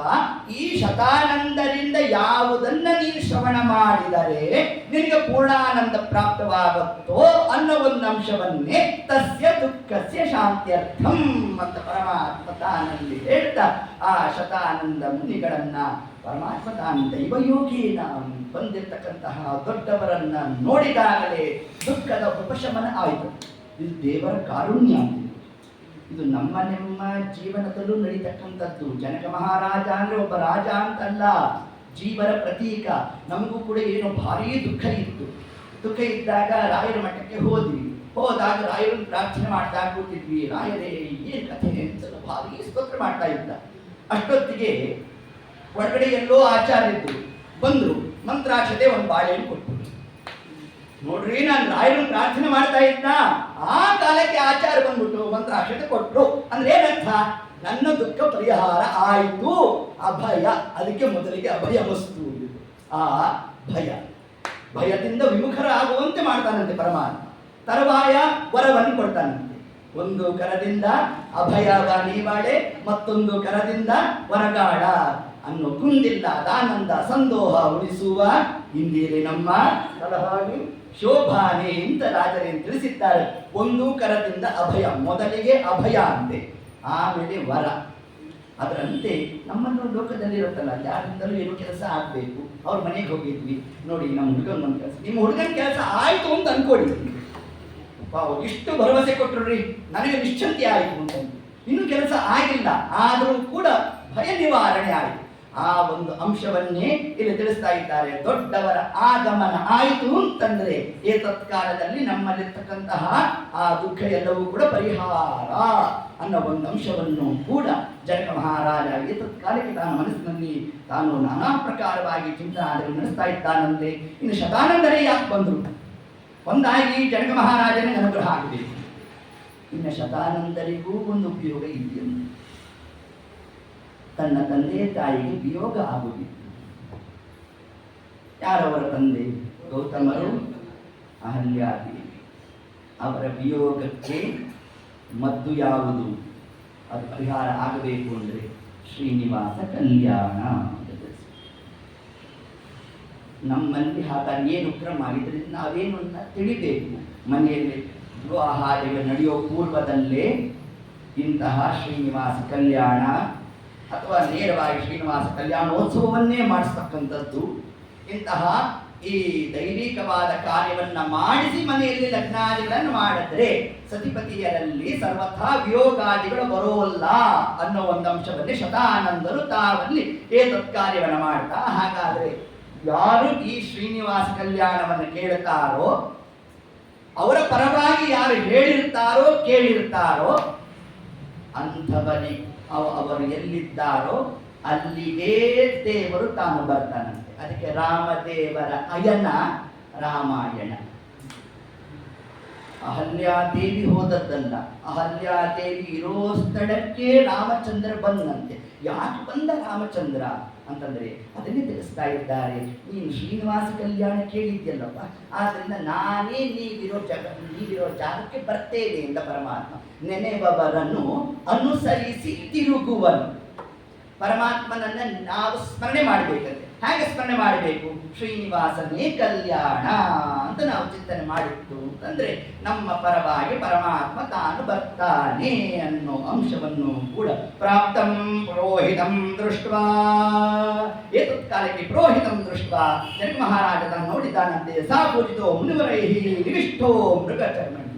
ಅವರಿಗೆ ಆಸನಾದಿಗಳನ್ನು ತಾನು ಕೊಟ್ಟಿದ್ದಾನಂತೆ. ಮೃಗಚರ್ಮಣಿ ಕೃಷ್ಣಾರ್ಜುನ ಮೊದಲಾದಂಥ ಆಸನ ಆದಿಗಳನ್ನು ತಾನು ಕೊಟ್ಟಿದ್ದಾನಂತೆ. ಹಾಗೆ ಕೇಳಿದ್ರು, ಯಾಕಪ್ಪ ಯಾಕೆ ಇಷ್ಟು ದುಃಖ ಪಡ್ತಾ ಇದೆಯಾ ಅಂತ ಪ್ರಶ್ನೆ ಮಾಡಿದೆ. ತತಃ ಕಾಲೋಚಿತಂ ವಾಕ್ಯಂ ಕಥಯಾಮಾಸ ಗೌತಮಂ ಜನಕ ಉವಾಚ ಶತಾನಂದ ಮಹಾಪ್ರಾಜ್ಞ ಕಾಗತಿ ಸ್ಯಾದಿತೋ ಮಮ. ಸ್ವಾಮಿ ಏನ್ ಗತಿ ಇತ್ತು? ಜನಕ ಮಹಾರಾಜ ವೃದ್ಧತ್ವಾತ್, ವೃದ್ಧಾಪ್ಯ ಬಂದೋಗಿದೆ. ಹುಟ್ಟಿದ್ಮೇಲೆ ವೃದ್ಧಾಪ್ಯ ಬಂದೇ ಬರುತ್ತೆ. ಏನ್ ಗತಿ ಅಂದ್ರೆ ಪ್ರಕೃತಿ ನಿಯಮ. ಹೀಗೆ ಶತಾನಂದರು ಪ್ರಶ್ನೆ ಮಾಡಿದ್ವಿ. ವೃದ್ಧಾಪ್ಯ ಬಂದಿದೆ ಎಂದು ದುಃಖ ಪಡ್ತಾ ಇಲ್ಲ. ಆದರೆ ಏತತ್ಕಾಲಕ್ಕೆ ಕನ್ಯಾನಾಂ ಚ ವರಾಭಾವಾತ್. ಇವ ಕನ್ಯಾಭಾವಾತ್, ವರಾಭಾವಾತ್ ಅಲ್ಲ, ಇವಾಗ ಕನ್ಯಾಭಾವಾತ್ ಆಗೋದಿಲ್ಲ. ಯಾವುದು ಭಾವ ಆದರೂ ಕೂಡ ಅಭಾವಕ್ಕೆ ಪರಮಾತ್ಮನೇ ಭಾವರೂಪನಾಗಿ ಇದ್ದು ನಮಗೆ ಅನುಗ್ರಹ ಮಾಡಬೇಕು ಅಂದ್ರೆ ಶ್ರೀನಿವಾಸ ಕಲ್ಯಾಣವನ್ನ ನಾವು ಶ್ರವಣ ಮಾಡಬೇಕು. ನೋಡಿ ಇಷ್ಟ ಅಂಶವನ್ನು ತಿಳಿಸ್ತಾ ಇದ್ದಾರಂತೆ. ಅದರಿಂದ ನನ್ನ ಮಕ್ಕಳು ಯಾರಿದ್ದಾರೆ ಅವರಿಗೆ ಅನುರೂಪರಾಗಿರ್ತಕ್ಕಂತಹ ಪುರುಷರು ಬರಬೇಕು ಅಂತಂದ್ರೆ ಬಹವಹ ಅದರ ಬಗ್ಗೆ ನಮಗೆ ವಿಶೇಷವಾಗಿ ತಿಳಿಸ್ಕೊಡ್ಬೇಕು ಅಂತ ಹೇಳ್ತಾ ಅಲ್ಲಿ ಕನ್ಯಾಯಾಂ ವರಾಭಾವಾತ್ ಹತ ಬಂಧೋ ಮಹಾಮುನೇ ದಿವಾನಕ್ತಂ ಸಮಾಯಾತಿ ರಾವಣ ಕೇನ ಹೇತುನ. ನನ್ನ ಮಗಳ ಸೌಂದರ್ಯವನ್ನು ನೋಡ್ತಾ ದಿವಾನಕ್ತಂ, ಹಗಲು ರಾತ್ರಿ ರಾವಣಾದಿಗಳು ಬಂದು ಉಗ್ರಾಳವನ್ನು ಕೊಡ್ತಾ ಇದ್ದಾರೆ. ಕಸ್ಯ ದುಃಖಸ್ಯ ಶಾಂತಿ, ಆ ದುಃಖಾದಿಗಳಿಗೆ ಪರಿಹಾರ ಏನು? ಅಷ್ಟು ಮಾತ್ರ ಅಲ್ಲ, ಮತ್ತು ನಿಮಿತ್ತಮೇಕಂ ಕಥಿತಂ ದ್ವಿತೀಯಂ, ಇನ್ನೊಂದಿದೆ ಅಂತ. ಅದೇನದು ಅಂತಂದ್ರೆ ಸೀತಾಯಾಶ್ಚ ಅತಿರೂಪಾಯಾಹ. ನನ್ನ ಮಗಳು ಸೀತಾದೇವಿ ಸಾಮಾನ್ಯ ಅಲ್ಲ, ಅವಳ ಸೌಂದರ್ಯಕ್ಕೆ ಸ್ವರೂಪ ಅವಳಿಗೆ ಅನುರೂಪನಾಗಿರ್ತಕ್ಕಂತಹ ಪುರುಷ ಯಾರು ಇದ್ದಾನ ಅಂತ ಕೇಳಿದ್ರಂತೆ. ಅಂದ್ರೆ ಲಕ್ಷ್ಮೀ ದೇವಿಗೆ ಅನುರೂಪನಾಗಿರ್ತಕ್ಕಂಥವ ಯಾರು? ಸಾಕ್ಷಾತ್ ಪರಮಾತ್ಮ. ದೇವರೇ ಅಳಿಯನಾಗಿ ಬರಬೇಕು ಅಂದ್ರೆ ನಾನು ಏನ್ ಮಾಡಬೇಕು ಅಂತ ಇಷ್ಟು ಆಂತರ್ಯವನ್ನು ತುಂಬಿದ್ದಾನೆ ಜನಕ ಮಹಾರಾಜ. ಹಾಗಾದ್ರೆ ನಾವು ನೀವು ಜನಕರಾಗಿದ್ದೇವೆ ಅಂತಂದ್ರೆ ಇದನ್ನು ಹೇಗೆ ನಿರ್ಣಯ ಮಾಡಬೇಕು? ಜನಕ ಮಹಾರಾಜ ಜೀವ, ಇಲ್ಲಿ ಲಕ್ಷ್ಮೀದೇವಿ ವೇದ, ಪರಮಾತ್ಮ ವೇದಕ್ಕೆ ಅರ್ಥ. ಹಾಗಾದ್ರೆ ನಮ್ಮ ಈ ಶರೀರದಲ್ಲಿ ಈ ಶ್ರೀನಿವಾಸ ಕಲ್ಯಾಣ ಆಗಬೇಕು ಅಂದ್ರೆ ಏನು ಅರ್ಥ ಅಂತಂದ್ರೆ, ಈ ಲಕ್ಷ್ಮೀದೇವಿ ವೇದಾಭಿಮಾನಿ, ಸಮಗ್ರ ವೇದ ಅದು ಪರಮಾತ್ಮನನ್ನೇ ಹೇಳ್ತಾ ಇದೆ ಅಂತ ನಾವು ಮನಸ್ಸಿನಲ್ಲಿ ಚಿಂತನೆ ಮಾಡೋದೇ ಲಕ್ಷ್ಮೀ ನಾರಾಯಣರ ಕಲ್ಯಾಣೋತ್ಸವ. ಇಷ್ಟು ಚಿಂತನೆ ಮಾಡಬೇಕು ನಾವು. ಅಂದ್ರೆ ವೇದ ಇತರ ದೇವತೆಗಳನ್ನ ಸರ್ವಥಾ ತಿಳಿಸೋಲ್ಲ. ರಾಯರದನ್ನ ಉಲ್ಲೇಖ ಮಾಡ್ತಾರೆ. ಪೂರ್ವ ಪ್ರಸಿದ್ಧ ವ್ಯತಿರಿಕ್ತ, ರಮಾ ವ್ಯತಿರಿಕ್ತ, ಅನಂತ ವೇದ ಪ್ರತಿಪಾದ್ಯ ಮುಖ್ಯತಮ ಅಂತ ಪ್ರಾತಃ ಸಂಕಲ್ಪ ಗದ್ಯದಲ್ಲಿ ಮಹಾನುಭಾವರು ಮಂತ್ರಾಲರಾಯರು ತಾವು ಈ ಒಂದು ಅಂಶವನ್ನು ಉಲ್ಲೇಖ ಮಾಡ್ತಾ, ಹಾಗಾದ್ರೆ ಪೂರ್ವ ಪ್ರಸಿದ್ಧ ವ್ಯತಿರಿಕ್ತ ಸಮಗ್ರ ವೇದ ಅದು ಪರಮಾತ್ಮನನ್ನೇ ಹೇಳ್ತಕ್ಕಂಥದ್ದು. ಇತರ ದೇವತೆಗಳನ್ನ ಪರಿವಾರದಯ ಅದನ್ನ ಹೇಳ್ತದೆ ಹೊರತಾಗಿ ಅದು ಮುಖ್ಯವಾಗಿ ಪರಮಾತ್ಮನ ಹೇಳೋದು. ಅಂದ್ರೆ ವೇದ ಅಂದ್ರೆ ಲಕ್ಷ್ಮೀದೇವಿ. ಆ ವೇದಾರ್ಥ ಯಾರಲ್ಲಿ ಸಮನ್ವಯ ಮಾಡಬೇಕು? ಪರಮಾತ್ಮನೊಟ್ಟಿಗೆ ಸಮನ್ವಯ ಮಾಡಬೇಕು. ಹಾಗಾದ್ರೆ ವೇದಕ್ಕೂ ವೇದದಿಂದ ಅಭಿಮನ್ಯನಾದ ಪರಮಾತ್ಮನಿಗೂ ಒಟ್ಟಿಗೆ ನಾವು ಚಿಂತನೆ ಮಾಡೋದೇ ಈ ಶ್ರೀನಿವಾಸ ಕಲ್ಯಾಣ ಅನ್ನೋ ಒಂದು ಅಂಶವನ್ನೇ ನಮಗೆ ತಿಳಿಸ್ತಾ ಲಭ್ಯತೆ ವದ ವಿಪ್ರೇಂದ್ರ. ಕೇಳಿದಂತೆ ಯಾರು? ಜನಕ ಮಹಾರಾಜ. ಹಾಗಾದ್ರೆ ನನ್ನ ಮಗಳಿಗೆ ಅನುರೂಪನಾದ ವರ ಪ್ರಾಪ್ತಿ ಆಗುತ್ತಾ ಅಂತ ಕೇಳುತ್ತಂತೆ ನೋಡಿ ಆ ಕಾಲ. ಏಕೆಂದ್ರೆ ಸಾಕ್ಷಾತ್ ಪರಮಾತ್ಮ ಬರಬೇಕು ಅಂದ್ರೆ ಸಾಮಾನ್ಯ ಅಲ್ಲ, ಕೋಟಿ ಕೋಟಿ ಜನ್ಮ ಸಾಧನ ವಿಶೇಷ ಬೇಕು. ಅಂತಹ ಸಾಧನ ನನ್ನಲ್ಲಿ ಇದೆಯೇನು ಅಂತ ಕೇಳಿದ್ದ ಜನಕ ಮಹಾರಾಜ. ಅದೇ ಲಭ್ಯತೆ ವದ ವಿಪ್ರೇಂದ್ರ, ಅದ್ರ ಬಗ್ಗೆ ತಿಳಿಸ್ರಿ ನನಗೆ. ಅದ ತೃತೀಯಂ ಅಷ್ಟೇ ಅನ್ಕೋಬೇಡಿ. ತೃತೀಯಂ ನೋಡಿ, ಜೀವನ ಪ್ರತೀಕ. ನಾವು ದೇವರ ಮುಂದೆ ನಿಂತ್ಕೊಂಡು ಒಂದು ವರ ಕೇಳೋರ? ಹಂಗಲ್ಲ. ಒಂದಾದ್ಮೇಲೆ ಒಂದು, ಒಂದಾದ್ಮೇಲೆ ಒಂದು. ಸ್ವಾಮಿ ಮಗನ ಕೆಲಸ ಆಗಬೇಕು, ಕೆಲಸ ಆದ್ಮೇಲೆ ಮುಂದಿನ ಹಂತ ಯಾವುದು? ಮದುವೆ ಆಗಬೇಕು, ಮದುವೆ ಆದ್ಮೇಲೆ ಮುಂದಿನ ಹಂತ ಏನು? ಒಳ್ಳೆ ಸತ್ಪುತ್ರ ಪ್ರಾಪ್ತಿ ಆಗಬೇಕು. ಅದು ಬಂದ ಮೇಲೆ ಅವನು ಒಳ್ಳೆ ಆರೋಗ್ಯ ಆಯುಷ್ಯದಲ್ಲಿ ನೋಡಿ ಒಂದರ ಹಿಂದೆ ಹೇಗೆ ಬರ್ತಾ ಇರುತ್ತೋ ಅದರಿಂದ ಜನಕ ಮಹಾರಾಜ ತಾನು ಕೂಡ ತೃತೀಯಂ ಪ್ರವದಾಮೀತೆ ದೀರ್ಘ ಆಯುಷ್ಯ ಮೇ ಪುತ್ರಾಹ, ಅವರೆಲ್ಲರೂ ಕೂಡ ದೀರ್ಘವಾದ ಆಯುಷ್ಯವುಳ್ಳವರಾಗಿರಬೇಕು. ಮತ್ತು ಏಕಚಕ್ರಾಧಿಪತ್ಯದಲ್ಲಿರ್ತಕ್ಕಂತಹ ರಾಜನಿಗೆ 4 ಜನ ಪುತ್ರರಿರಬೇಕು. ಆ 4 ಜನ ಪುತ್ರರಿಗೆ ನನ್ನ 4 ಜನ ಕನ್ಯಾಮಣಿಯರನ್ನ ನಾನು ಕೊಟ್ಟು ಲಗ್ನ ಮಾಡಬೇಕು. ಲೋಕದಲ್ಲಿ ಅಪಖ್ಯಾತಿ ಬರಬಾರದು ನನಗೆ. ಜನಕ ಮಹಾರಾಜ ಎಂತಹ ಧರ್ಮಿಷ್ಠನಾಗಿದ್ದ ಅಂತಂದ್ರೆ ತನ್ನ ಮಗನ ಮಾತ್ರ ಒಳ್ಳೆ ಚಕ್ರವರ್ತಿ ಮಗನ ಕೊಟ್ಟ, ಇನ್ನು ಉಳಿದವನ್ನೆಲ್ಲ ಎಲ್ಲೋ ಕೊಟ್ಟಿದ್ದಾನೆ, ಹಂಗಲ್ಲ ಆಗಬಾರದು ಅನ್ನೋ ಒಂದು ಅಂಶವನ್ನು ಕೂಡ ತಾನು ಹೇಳ್ತಾ, ಏಕದೇಶಾಧಿಪತ್ಯೇವ ಸ್ನುಕ್ಷಾ ಭವಂತಿ ತಯೇ ಭ್ರಾತುರ್ಹೀನಸ್ಯ ಮೇ ರಾಜ್ಯಂ ಸ್ವಯಮೇವ ಪುರೋಹಿತ ಕೇನೋಪಾಯೇನ ಭೂಯಾತ್. ಇದಕ್ಕೆಲ್ಲ ಏನಾದ್ರು ಒಂದು ಉಪಾಯ ಇದೆಯೇನು ಅಂತ ನಮ್ಮ ಜನಕ ಮಹಾರಾಜ ತಾನು ಪ್ರಶ್ನೆ ಮಾಡಿದ್ದಾನಂತೆ. ಒಂದು ಮೊದಲನೇದಾಗಿ ಶತ್ರುಗಳ ಬಾಧೆ, ಮೊದಲನೇ ಪ್ರಶ್ನೆ ರಾವಣಾದಿಗಳ ಉಪಟಳ, ದಿವಾನಕ್ತಂ ಹಗಲೋ ರಾತ್ರಿ ದೈತ್ಯರ ಉಪಟಳ ಅಂತ. ನಮಗೂ ಕೂಡ ಅದೇ ಹೌದು. ದಿವಾನಕ್ತಂ ಯಾರಿಂದ ದೋಷ? ದುರ್ಯೋಧನಾದಿಗಳು ಕಲಿ ಪ್ರವೇಶ, ಇದೇ ನಮಗೆ ದೋಷ. ಆದರೆ ಮೊದಲನೇದು ನಮ್ಮಲ್ಲಿ ಯಾವ್ದಿರಬೇಕು? ಅನಿಷ್ಟ ನಿವೃತ್ತಿ ಆಗಬೇಕು. ಅನಿಷ್ಟ ನಿವೃತ್ತಿ ಆಗಬೇಕು, ಇಷ್ಟ ಪ್ರಾಪ್ತಿ ಆಗಬೇಕು. ಅಂದ್ರೆ ಎರಡನೇ ಪ್ರಶ್ನೆ, ಸೀತಾದೇವಿಗೆ ಅನುರೂಪನಾದ ವರಪ್ರಾಪ್ತಿ ಆಗಬೇಕು ಅಂತಂದ್ರೆ ಇಷ್ಟಂ ದೈವಂ ಶ್ರೀಹಪತಿ, ನಮ್ಮ ಇಷ್ಟ ಪ್ರಾಪ್ತಿ ಪರಮಾತ್ಮನ ಆಗಮನ. ಆ ದೇವರು ನನ್ನಲ್ಲಿ ಬರಬೇಕಾದರೆ ದೇವರು ಅಳಿಯನಾಗಿ ಬರಬೇಕು ಅಂತ. ಅಳಿಯನಾಗಿ ಬರುವುದು ಅಂದ್ರೆ ಏನು? ಅಳಿಯದಂತೆ ಇರಬೇಕು ಅಂತ. ದೇವರು ನನ್ನಲ್ಲಿ ಅಳಿಯದಂತೆ ಇರಬೇಕು ಅಂತಂದ್ರೆ ನಾನು ಏನು ಮಾಡಬೇಕು? ಇದು ಎರಡನೇ ಪ್ರಶ್ನೆ. ಇನ್ನ ಅವರೆಲ್ಲರೂ ಕೂಡ ದೀರ್ಘವಾದ ಆಯುಷ್ಯವುಳ್ಳವರಾಗಿರ್ಬೇಕು ಅಂತಂದು ಅಂದ್ರೆ ನಮ್ಮಲ್ಲಿ ಆ ಧರ್ಮ ಸಾಧನೆ ಇವತ್ತಿದೆ, ನಾಳೆ ಬೆಳಿಗ್ಗೆ ಕುಂಠಿತ ಆಯಿತು, ಹಂಗಾಗಬಾರದು. ಅದು ಸುದೀರ್ಘವಾಗಿರಬೇಕು ನಮ್ಮ ಧರ್ಮಾಚರಣೆ. ಇದರ ಜೊತೆಗೆ ನನ್ನ ರಾಜ್ಯವೂ ಕೂಡ ಸುಭಿಕ್ಷೆಯಿಂದ ಕೂಡಿರಬೇಕು. ಇಷ್ಟು ಕಾರ್ಯವನ್ನ 4 ಪ್ರಶ್ನೆಗಳನ್ನ ಜನಕ ಮಹಾರಾಜ ತಾನು ಇಟ್ಟಿದ್ದಾನಂತೆ. ಇಟ್ಟಾಗ ಆಗ ನಮ್ಮ ಶತಾನಂದರಂದರು ಇಂತಹ ಕೋಟಿ ಪ್ರಶ್ನೆಯನ್ನಿಟ್ಟರೂ ಕೂಡ ಭೂಲೋಕೆ ಭೂಮಿಪಾಲಕ ಹೇ ಜನಕ ಮಹಾರಾಜ ಒಂದು ಗುರುತು ಕೊಡ್ತೀನಿ ತಗೊಪ್ಪ. ಕಲ್ಯಾಣಂ ಸುಖದಂ ಶತ್ರುನಾಶನಂ.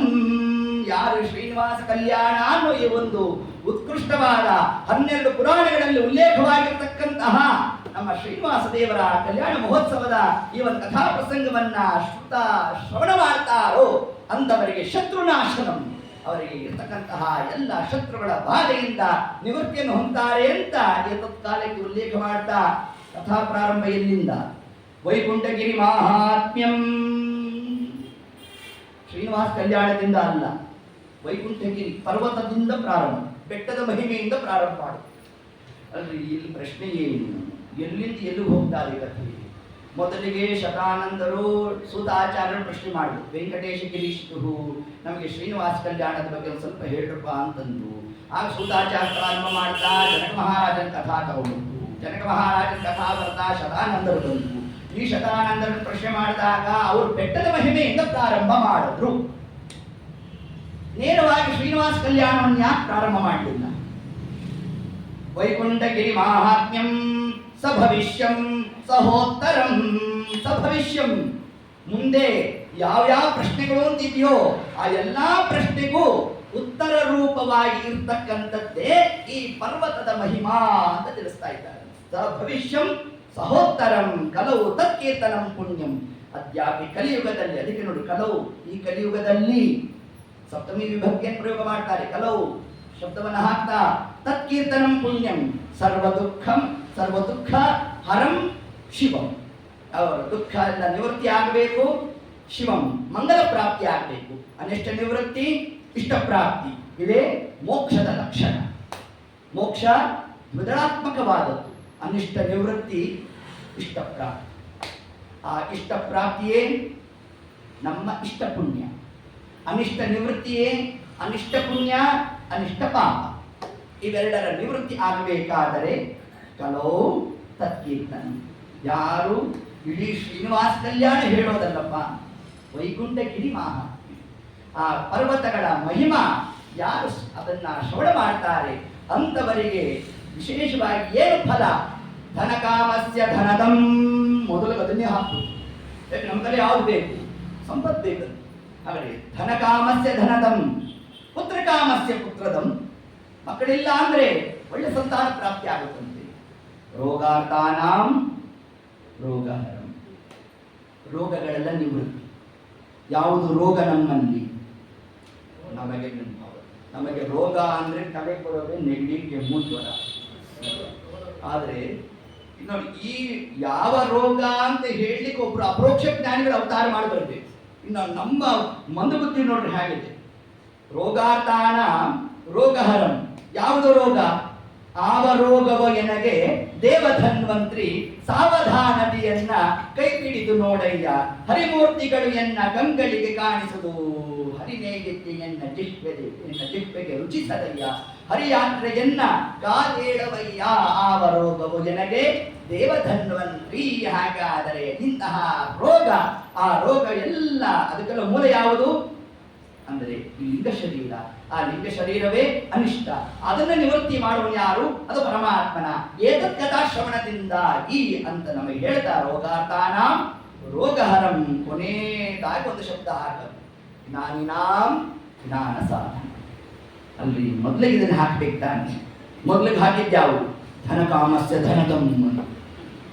ಮೊದಲಿಗೆ ಈ ಶಬ್ದ ಹಾಕಿದ್ ಯಾಕೆ ಹಾಕಬೇಕಾದದ್ಯಾವು? ಜ್ಞಾನಿನಾಂ ಜ್ಞಾನ ಸಾಧನ. ಅಂದರೆ ಜ್ಞಾನಿನಾಂ ಜ್ಞಾನ ಸಾಧನಂ ಅಂದರೆ ಎಷ್ಟು ತಲೆಗಳು ಕೂತಿರುತ್ತೆ? ಇಷ್ಟೇ ತಲೆಗಳು ಕೂತಿರುತ್ತೆ. ಇದಿದೆ ಅಂದ್ರೆ ಎಷ್ಟು ತಲೆ ಕೂತ್ಕೊಳ್ಳುತ್ತೆ? ಬಂದ ಆಚಾರ್ಯ ಭಾರಿ ಖುಷಿ ಆಗುತ್ತೆ, ನನ್ನ ಉಪನ್ಯಾಸಕ್ಕೆ ಇಷ್ಟು ಮಂದಿ ಬಂದಿದ್ದಾರೆ. ನಮ್ಮ ಉಪನ್ಯಾಸಕ್ಕಲ್ಲ, ಉಪಹಾರಕ್ಕೆ ಬಂದದ್ದು. ಆದ್ರೆ ಉಪನ್ಯಾಸಕ್ಕೆ ಕೊಡೋದು ಎಷ್ಟು ಮಂದಿ ಅಂತೆ? ಎಲ್ಲೋ ಕೆಲವು ಮಂದಿ ಮಾತ್ರ ಕೂತಿರ್ತಾರೆ. ಆದರೂ ಕೂಡ ಪರಮಾತ್ಮ ಏನ್ ಮಾಡ್ದ? ಮೊದಲಿಗೆ ಈ ಮಠಗಳಲ್ಲೆಲ್ಲ ಉಪನ್ಯಾಸ ಅಂತ ಇರುತ್ತೆ. ನಿಮ್ಮದು ಮಾತು ಸಂಜೆ ಮೆಂಟ್ ಫಾರ್ ಉಪನ್ಯಾಸನೇ ಹೌದಲ್ವಾ? ಮಠಾದಿಗಳಲ್ಲೆಲ್ಲ ಏನಿದೆ ಬೇರೆ ಬೇರೆ ಕಾರ್ಯಕ್ರಮಗಳು ಇಟ್ಟಿರ್ತಾರೆ. ಹಾಗೇನ್ ಮಾಡಿರ್ತಾರೆ? ಮಧ್ಯಾಹ್ನ 12 ಗಂಟೆಗೆ ತೀರ್ಥ ಪ್ರಸಾದ ಅಂತ ಹಾಕಿಬಿಟ್ಟಿರ್ತಾರೆ. ಓ ಹೌದಾ ಅಂತ ಎಲ್ಲ 11 ಗಂಟೆಗೆ ಬಂದು 11 ಗಂಟೆಗೆ ಆಚಾರ್ಯ ಉಪನ್ಯಾಸ ಇತ್ತು. ಅದನ್ನ ಮಾತ್ರ ಫಲಕದಲ್ಲಿ ಹಾಕಿದ್ರೆ ಯಾರು ಬರೋಲ್ಲ. ಹಾಗೇನು ಮಾಡಿದ್ರು, ಮೊದಲಿಗೆ ನಾವು ಬಂದದ್ದು ಯಾತಕ್ಕಾಗಿ ಒಳ್ಳೆ ಭೋಜನ ಇರುತ್ತೆ ಅಂತ ಬಂದ್ವಿ. ಅದಕ್ಕೆ ಏನ್ ಮಾಡಿದ್ರು, ಧನಕಾಮಸ್ಯ ಧನದಂ, ನಿಮ್ಗೆ ಒಳ್ಳೆ ಸಂಪತ್ತು ಬರುತ್ತೆ ಅಂತ ಅನ್ಬಿಟ್ರಂತೆ. ಹೌದಾ ಅಂತ ಹೋದ್ವಂತೆ. ನಾವು ಹೋದಾಗ ಏನಾಯ್ತು, ಜ್ಞಾನಿನ ಜ್ಞಾನ ಸಾಧನ, ನೀವು ಒಟ್ಟಾರೆ ಬಂದ್ರಲ್ಲಪ್ಪ ಅಷ್ಟೇ ಸಾಕು ಅಂತ ಹೇಳ್ತಾ ಏತತ್ಕಾಲಕ್ಕೆ ಏನ್ ಮಾಡಿದ್ರಂತೆ, ನಮಗೆ ಆ ಜ್ಞಾನವನ್ನು ಕೊಡ್ತಕ್ಕಂತಹ ಕ್ಷೇತ್ರ ಯಾವುದು, ಅದು ತಿರುಪತಿ ಕ್ಷೇತ್ರ, ವೈಕುಂಠ ಗಿರಿ ಮಾಹಾತ್ಮ್ಯಂ ಅನ್ನೋ ಒಂದು ಅಂಶವನ್ನೇ ನಮಗೆಲ್ಲ ತಿಳಿಸ್ತಾ ಆ ಒಂದೊಂದು ಶಬ್ದದ ಚಮತ್ಕಾರವನ್ನ ಏನ್ ಪ್ರಯೋಗ ಮಾಡಿದ್ದಾರೆ ವೇದವ್ಯಾಸ ದೇವರು. ವೆಂಕಟೇಶ ಅದ್ಯಾಪಿ ಶೌನಕಾರ್ಯಗಳು ಪ್ರಶ್ನೆ ಮಾಡಿದ್ದು ಅಲ್ಲಿ ವೆಂಕಟಗಿರಿ ಮಹಾತ್ಮ್ಯಂ ಅದ್ರ ಬಗ್ಗೆ ತಿಳಿಸ್ರಿ ಅಂತ. ಆದ್ರೆ ಇಲ್ಲಿ ಶಬ್ದ ಪ್ರಯೋಗ ಆಗಿದ್ದು ವೈಕುಂಠಗಿರಿ ಮಹಾತ್ಮ್ಯಂ. ಇದು ಯಾಕೆ ಏನಿಲ್ಲ ಆಚಾರ್ಯ, ಎಲ್ಲ ಒಂದೇ. ಹಂಗಲ್ಲ ಅಲ್ಲ, ವ್ಯವಹಾರಿಕವಾಗಿ ತಗೋಬೇಕು. ಸೀತಾಪತಿ ಕೃಷ್ಣ ಅಂತೀರಾ, ಕೃಷ್ಣ ಬೇರೆ ಇಲ್ಲ ರಾಮ ಬೇರೆ ಇಲ್ಲ ಅಂದ್ರಿ. ಮತ್ತೆ ಹಂಗಲ್ಲ, ಅದು ಯಾವ್ಯಾವ ಕಾಲಕ್ಕೆ ಯಾವ್ಯಾವ ಒಂದು ಕ್ರಮದಲ್ಲಿ ನಾವು ಚಿಂತನೆ ಮಾಡಬೇಕು. ಮಾಯಾಮತಿ ಅಂದ್ರೆ ವಾಸುದೇವನೇ ಬರಬೇಕು, ಸಂಕರ್ಷಣ ಬರ್ಲಿಕ್ಕಿಲ್ಲ. ಅಲ್ಲಿ ಸಂಕರ್ಷಣ ಬೇರೆ ಅಲ್ಲ, ವಾಸುದೇವ ರೂಪ ಬೇರೆ ಅಲ್ಲ.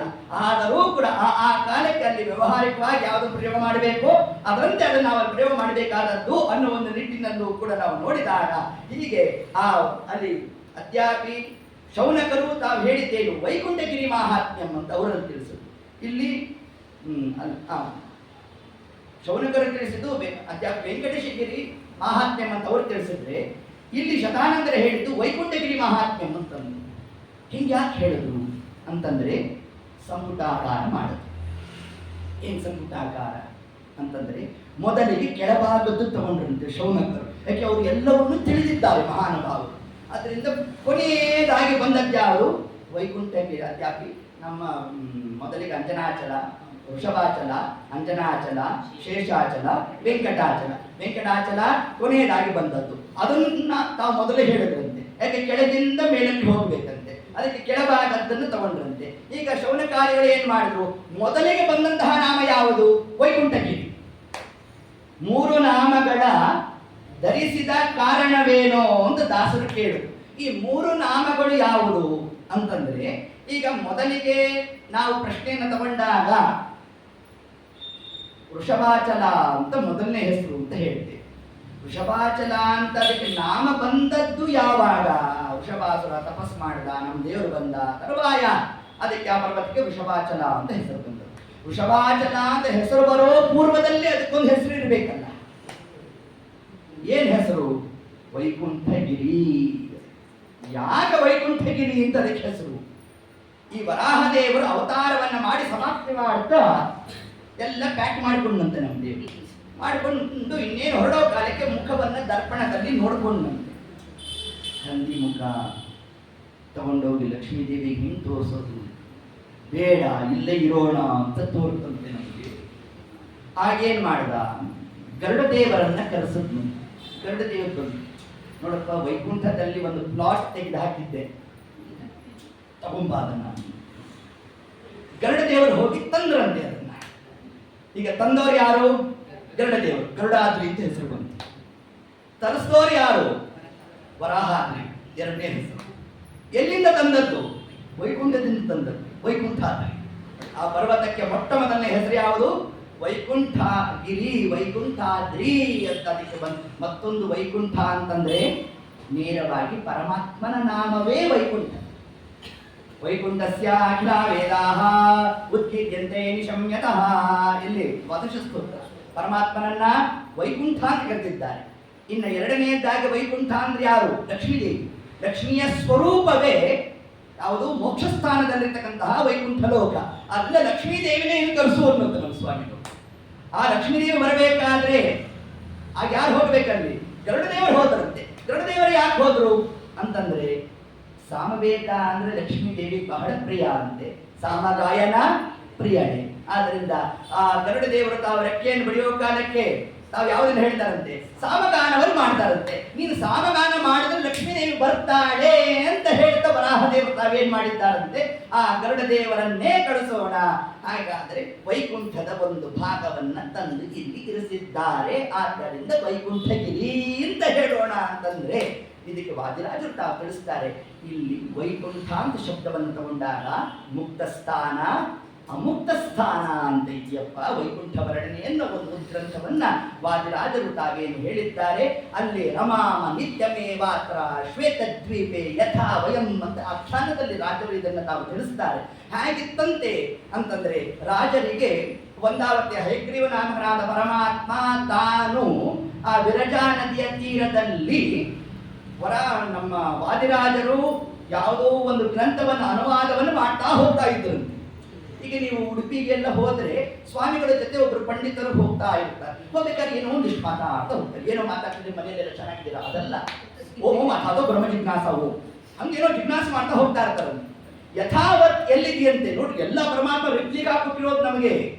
ಹಾಗೆ ಹೇಳ್ತಾ ಅದರಂತೆ ಹಯಗ್ರೀವನಾಮಕನಾದ ಪರಮಾತ್ಮ ರಮಾಮ ನಿತ್യമೇ ಮಾತ್ರ ಶ್ವೇತದ್ವೀಪೆ ಯಥಾ ವಯಂ ಶಬ್ದ ಹಾಕಿದ್ರಲ್ಲಿ ವಾದಿರಾಜರು. ಶ್ವೇತದ್ವೀಪದಲ್ಲಿ ಮುಕ್ತರಾಗಿರ್ತಕ್ಕಂತಹ ಬ್ರಹ್ಮದೇವರಿಗೆ ಪರಮಾತ್ಮನ ಅಂಗಸುಖ ಹೇಗಿದೆಯೋ ಅದರಂತೆ ರಾಜರಿಗೂ ಕೂಡ ಈ ಅಮುಕ್ತ ಸ್ಥಾನದಲ್ಲಿ ಆ ವಿರಜಾ ನದಿಯ ತೀರದಲ್ಲಿ ಇಬ್ಬರು ಸಂಚಾರ ಮಾಡ್ತಾ ಹೋಗ್ತಾ ಇದ್ರು. ಹೋಗಬೇಕಾದ್ರೆ ನಮ್ಮ ವಾದಿರಾಜರು ಅನುವಾದವನ್ನು ಮಾಡೋ ಕಾಲಕ್ಕೆ ಒಂದು ಸತಿ ವಾದಿರಾಜರ ಹೆಗಲ್ ಮೇಲೆ ಕೈ ಹಾಕಿದ್ನಂತೆ ಪರಮಾತ್ಮ. ನೀವು ಇದಕ್ಕೆ ಇನ್ನೂ ಒಂದು ಅರ್ಥ ಇದೆಯೋ ಅಂತ ಹೇಳುತ್ತಂತೆ ನಮ್ಮ ಸ್ವಾಮಿ ರಾಜರು ಅದನ್ನು ಆಖ್ಯಾನದಲ್ಲಿ ತಿಳಿಸ್ತಾರೆ. ಭಾರಿ ಚಂದ ಕೇಳಲಿಕ್ಕೆ. ಹಾಗೆ ಹೇಳ್ತಾ ಆ ಪರಮಾತ್ಮನ ಒಂದಾವರ್ತಿ ರಮಾಮ ಅಂದ್ರೆ ಏನು, ಆನಂದ ಅಂತ ಅರ್ಥ. ಆ ಆನಂದ ಏನು ಪ್ರಾಪ್ತಿ ಆಯ್ತಲ್ಲ, ಈ ಆನಂದ ಯಾವುದರ ತುಣುಕು ಗೊತ್ತಾ, ಶ್ವೇತದ್ವೀಪೆ ಯಥಾವಯಂ. ಆ ಶ್ವೇತದ್ವೀಪದಲ್ಲಿ ಮುಕ್ತ ಸ್ಥಾನದಲ್ಲಿರ್ತಕ್ಕಂತಹ ಶ್ವೇತದ್ವೀಪ ಏನಿದೆ, ಆ ಶ್ವೇತದ್ವೀಪದಲ್ಲಿ ಏನಿದೆಯೋ ಅದನ್ನೇ ಯಥಾವತ್ತಾಗಿ ಅಮುಕ್ತ ಸ್ಥಾನದಲ್ಲಿ ನಮಗೂ ಪ್ರಾಪ್ತಿ ಆಯಿತು ಅಂತ ರಾಜರು ಉಲ್ಲೇಖ ಮಾಡ್ತಾರೆ. ಅಂದ್ರೆ ಏನಿದರ ಆಂತರ್ಯ ಅಂತಂದ್ರೆ ಮುಕ್ತ ಸ್ಥಾನ ವೈಕುಂಠ, ಅಮುಕ್ತ ಸ್ಥಾನ ವೈಕುಂಠ ಅಂತ ಎರಡು ಭಾಗಗಳಿವೆ. ಈಗ ತಂದಿರ್ತಕ್ಕಂತಹ ಭಾಗ ಯಾವುದು ಅಂತಂದ್ರೆ ಅಮುಕ್ತ ಸ್ಥಾನದ ಭಾಗ, ಅಂದ್ರೆ ಸತ್ಯಲೋಕದ ಮೇಲ್ಭಾಗದಲ್ಲಿ ಇರ್ತಕ್ಕಂಥದ್ದು ಯಾವುದೋ ಆ ಒಂದು ಭಾಗವನ್ನೇ ವರಾಹದೇವರು ತಾವು ತರಿಸಿದ್ದಾರೆ. ಇದು ಯಥಾವತ್ತಾಗಿ ಹೇಗಿದೆ ಅಂತಂದ್ರೆ ನೇರವಾಗಿ ವೈಕುಂಠ ಲೋಕದಲ್ಲಿ ಲಕ್ಷಣಾತ್ಮಕವಾಗಿ ಇರ್ತಕ್ಕಂತಹ ಆ ಒಂದು ತ್ರಿಧಾಮಗಳು ಯಾವುದಿದೆಯೋ ಅದಕ್ಕೆ ಅನುಸಾರಿಯಾಗೇ ಇರ್ತಕ್ಕಂಥದ್ದು ಯಾವುದು, ಈ ಒಂದು ಕ್ಷೇತ್ರ. ಆದ್ದರಿಂದಲೇ ಈ ಪರ್ವತವನ್ನ ಇನ್ನೊಂದು ನಾಮದಿಂದಲೂ ಕರೆದಿದ್ದಾರೆ, ಕನಕಾದ್ರಿ ಅಂತ ಹೇಳಿ. ಯಾಕೆ ಇದನ್ನು ಕನಕಾದ್ರಿ ಅಂತ ಕರೆದ್ರು? ಭಾರಿ ಕನಕ ಇದೆ ಅಲ್ಲಿ, ಅದಕ್ಕೆ ಇದು ಕನಕಾದ್ರಿ ಅಲ್ಲ. ಬಂಗಾರದ ಗೋಪುರ ಇದೆ, ನೀವು ನೋಡಿದ್ದೀರೋ ಇಲ್ವೋ, ಅದಕ್ಕೆ ಅದಕ್ಕೂ ಅಲ್ಲ. ಅದೇನರ್ಥ ಅಂದ್ರೆ ಅದನ್ನು ತಿಳಿಸ್ತಾರೆ ನಮಗಿಲ್ಲಿ. ಬಂಗಾರದಲ್ಲಿ ಲಕ್ಷ್ಮೀನಾರಾಯಣರ ನಿತ್ಯ ಸನ್ನಿಧಾನ. ಎಂದಿಗೂ ಪರಮಾತ್ಮ ಮತ್ತು ಲಕ್ಷ್ಮೀದೇವಿ ತಮ್ಮ ಸನ್ನಿಧಾನವನ್ನ ಸಡಿಲ ಮಾಡುವಲ್ಲ. ಇದು ಬಂಗಾರದಲ್ಲಿರ್ತಕ್ಕಂತಹ ಲಕ್ಷ್ಮೀನಾರಾಯಣರ ಒಂದು ಲಕ್ಷಣ ವಿಶೇಷ. ಹಾಗೋ ಅದರಂತೆ ಈ ಬೆಟ್ಟದಲ್ಲೂ ಲಕ್ಷ್ಮೀನಾರಾಯಣರು ತಮ್ಮ ಸನ್ನಿಧಾನವನ್ನ ನಿತ್ಯಗೊಳಿಸಿದ್ದಾರೆ. ಎಲ್ಲೋ ಆ ಕ್ಷೇತ್ರವನ್ನೇನಂತ ಕರೆದ್ರು, ಕನಕಾದ್ರಿ ಅಂತ ಕರೆದಿದ್ದಾರೆ ಅಂತ. ಇಷ್ಟು ಕ್ರಮದಲ್ಲಿ ನಾವು ಅರ್ಥವನ್ನು ನಡೆಸ್ತಾ ಇನ್ನು ಬೇಕಾದ ನಾಮಗಳನ್ನು ಕೊಟ್ಟಿದ್ದಾರೆ. ಕ್ರೀಡಾದ್ರಿ ಅಂತ ಕರೆದಿದ್ದಾರೆ. ಯಾಕೆ ಇದು ಕ್ರೀಡಾದ್ರಿ? ಮಾಯಾವಿ ಪರಮಾನಂದಂ ತೆಕ್ವಾ ವೈಕುಂಠಮುತ್ತಮಂ ಸ್ವಾಮಿ ಪುಷ್ಕರಣಿ ತೀರೆ ರಮಯ ಸಹ ಮೋದತೆ. ಲಕ್ಷ್ಮೀ ದೇವಿ ಜೊತೆಗೆ ಪರಮಾತ್ಮ ಕ್ರೀಡೆ ಮಾಡಲಿಕ್ಕಾಗಿ ಬಂದಿದ್ದಾನೆ ಹೊರತಾಗಿ ನೀವು ಮನೆಯಲ್ಲಿ ಗಂಡ ಹೆಂಡರು ಜಗಳ ಮಾಡಬೇಕಾದ್ರೆ ದೊಡ್ಡ ಜಗಳ ಹೋಗುವಂತೆ ದೇವರದ್ದು ಒಂದು ಅರ್ಥ ಮಾಡಬೇಡ್ರಿ. ಅದು ಕ್ರೀಡಾದ್ರಿ. ಸಹಮೋದತೆ, ಪರಮಾತ್ಮನಲ್ಲಿ ತಾನು ಮೋದವನ್ನು ಮಾಡ್ಲಿಕ್ಕೆ ಮಾತ್ರ ತಾನು ಬಂದಿದ್ದಾನೆ, ಅವನಿಗೆ ದುಃಖಾದಿಗಳು ಇಲ್ಲ. ಓಂ ಆನಂದಮಯೋ ಅಭ್ಯಾಸಾತ್ ಓಂ ಅನ್ನೋದು ಬ್ರಹ್ಮಸೂತ್ರವೂ ಕೂಡ ಇದನ್ನೇ ನಮಗೆ ಉಲ್ಲೇಖ ಮಾಡ್ತಾ ಇರ್ತಕ್ಕಂಥದ್ದು ಅನ್ನೋ ಒಂದು ಅಂಶವನ್ನು ಹೇಳ್ತಾ ಇನ್ನು ಮುಂದೆ ಈ ಪರ್ವತವನ್ನ ನೀಲಾದ್ರಿ ಅಂತ ಕರೆದಿದ್ದರಂತೆ. ಅದ್ಯಾಕೆ ಕರೆದಿದ್ದಾರೆ? ಅರ್ಥಾತ್ ನೀಲನಾಮಕನಾದ ಕಪಿ ತಾನಿದ್ದು ಅಲ್ಲಿ ಸಾಧನೆಯನ್ನ ಮಾಡಿ ಬಂದು ಸಿದ್ಧಿಯನ್ನು ಪಡೆದಿರ್ತಕ್ಕಂಥ ನಕ್ಷತ್ರ ಯಾವುದು ಅದನ್ನು ನೀಲಾದ್ರಿ ಅಂತ ಕರೆದಿದ್ದಾರೆ. ಧರ್ಮಾದ್ರಿ ಅಂತ ಕರೆದಿದ್ದಾರೆ. ಯಾಕೆ ಧರ್ಮಾದ್ರಿ? ಯಮಧರ್ಮರಾಜ ತನ್ನ ಒಂದು ರೂಪದಿಂದ ಇಲ್ಲಿದ್ದು ಮಂತ್ರಸಿದ್ಧಿಯನ್ನು ಪಡೆದಿದ್ದಾನಂತೆ. ಆದ್ದರಿಂದ ಇದನ್ನ ಧರ್ಮಾದ್ರಿ, ನೀಲಾದ್ರಿ, ಕನಕಾದ್ರಿ, ಚಿಂತಾಮಣಿಗಿರಿ, ಸಿಂಹಾದ್ರಿ, ನರಸಿಂಹದೇವರು ಪ್ರಾದುರ್ಭಾವ ಆಗಿರ್ತಕ್ಕಂತಹ ಸುಕ್ಷೇತ್ರ ಯಾವುದು ಈ ಒಂದು ಪರ್ವತ ಅಂತ ನಮಗೆ ಹೇಳ್ತಾ ಈ ಒಂದು ಕಡೆ ಶ್ರೀಶೈಲಾದ್ರಿ ಅಂತ ಹೀಗೆ ನಾನಾ ಪ್ರಕಾರವಾಗಿ ಆ ಒಂದು ಪರ್ವತವನ್ನು ಕರೆದಿರ್ತಕ್ಕಂಥದ್ದು. ಅದರಲ್ಲೂ ಕೂಡ ಈ ಬೆಟ್ಟದಿಂದಲೇ ಯಾಕೆ ಪ್ರಾರಂಭ ಮಾಡಿದ್ರು ಶತಾನಂದರು ಅಂತಂದ್ರೆ, ಪರಮಾತ್ಮನನ್ನ ಹೊಂದಬೇಕಾದರೆ ಚಿಂತನಾ ಕ್ರಮ ಬೇಕಲ್ಲ ನಮಗೆ. ಎಲ್ಲಿಂದ ದೇವರ ಚಿಂತನೆ, ಪರಮಾತ್ಮನನ್ನ ನಾವು ಸ್ಮರಣೆ ಮಾಡಬೇಕಾದ್ರೆ ಎಲ್ಲಿಂದ? ಪಾದದಿಂದ. ಹೊತ್ತಾನೆ ಸರಿ, ಪಾದದಿಂದ ಪ್ರಾರಂಭ ಮಾಡಬೇಕು. ಮಧ್ವರು ಹೇಳಲಿಲ್ಲ ಹಾಗೆ. ಮಧ್ವರು ಮೊದಲಿಗೆ ತಿಳಿಸಿದ್ದು ಪಾದ ಸ್ಪರ್ಶವಾದ ಪೀಠದಿಂದ. ಎಲ್ಲರೂ ಹೇಳಿದ್ದಾರೆ ಮಧ್ವರಾಯರು. ನಾವು ನೀವು ಪ್ರತಿನಿತ್ಯ ಹೇಳ್ತೇವೆ, ಸ್ವಲ್ಪ ಸ್ಪೀಡ್ ಮಾಡುತ್ತೇವೆ ಅಷ್ಟೇ. ನಮಾಮಿ ನಿಖಿಲಾದೇಶ ಕಿರೀಟ ಗೃಷ್ಠ ಪೀಠವತು. ಮುಂದಿನ ಸಾಲು ನೋಡ್ರಿ, ಹೃತ್ತಮ ಶಮನೇರ್ಗಾಭಂ ಶ್ರೀಪದೇ ಪಾದ ಪಂಕಜಂ. ಮಧ್ವರಾಯರು ತಿರುಪತಿ ಕ್ಷೇತ್ರದ ಬಗ್ಗೆ ಮಾತಾಡಿಲ್ಲ ಅಂತ ಯಾರ್ಯಾರು ಮಾತಾಡ್ತಾ ಇದ್ದಾರೋ ಅವರ ಮಾತಿಗೆ ಉತ್ತರ ರೂಪವಾಗಿ ಪೀಠಕ್ಕೆ ಮೊದಲನೇ ನಮಸ್ಕಾರ. ಆದರೆ ಯಾವುದು ಪೀಠ? ತಿರುಪತಿ ಬೆಟ್ಟವೇ ನಮ್ಮ ಶ್ರೀನಿವಾಸನಿಗೆ ಪೀಠಸ್ಥಾನೀಯವಾಗಿದೆ. ಅದರ ಮೇಲೆ ನಮ್ಮ ದೇವರು ನಿಂತಿದ್ದಾನೆ ಅಂದ್ರೆ ಏನಾಯ್ತು? ಆ ಪೀಠಕ್ಕೆ ಇರ್ತಕ್ಕಂತಹ ನಾಮಗಳು 20 ನಾಮಗಳಿಂದ ಕೂಡಿದ್ಯಂತೆ. ಯಾವುದು? ಪರಮಾತ್ಮನ ಪಾದ ಸ್ಪರ್ಶವಾದ ಪೀಠ ಅಂತ ತಿಳಿಸ್ತಾರೆ. ಈ ಪೀಠದ ಮಹಿಮೆಯನ್ನು ನಮಗೆ ಜಗತ್ತಿಗೆ ತಿಳಿಸಲು ಸುಗ ವ್ಯಾಸರಾಜರು, ವಾದಿರಾಜರು, ರಘುತ್ತಮ ಸ್ವಾಮಿಗಳು ಮೊದಲಾದ ಎಲ್ಲ ಅಪರೋಕ್ಷ ಜ್ಞಾನಿಗಳು ತಾವು ಆ ಪರ್ವತಾರೋಹಣ ಮಾಡುವ ಕಾಲಕ್ಕೆ ಕಾಲಿನಿಂದ ಹತ್ತಲಿಲ್ವಂತೆ, ಮಂಡಿ ಕಾಲಿಂದ ಹತ್ತಿದ್ದಾರೆ. ಅಂದ್ರೆ ಏನರ್ಥ?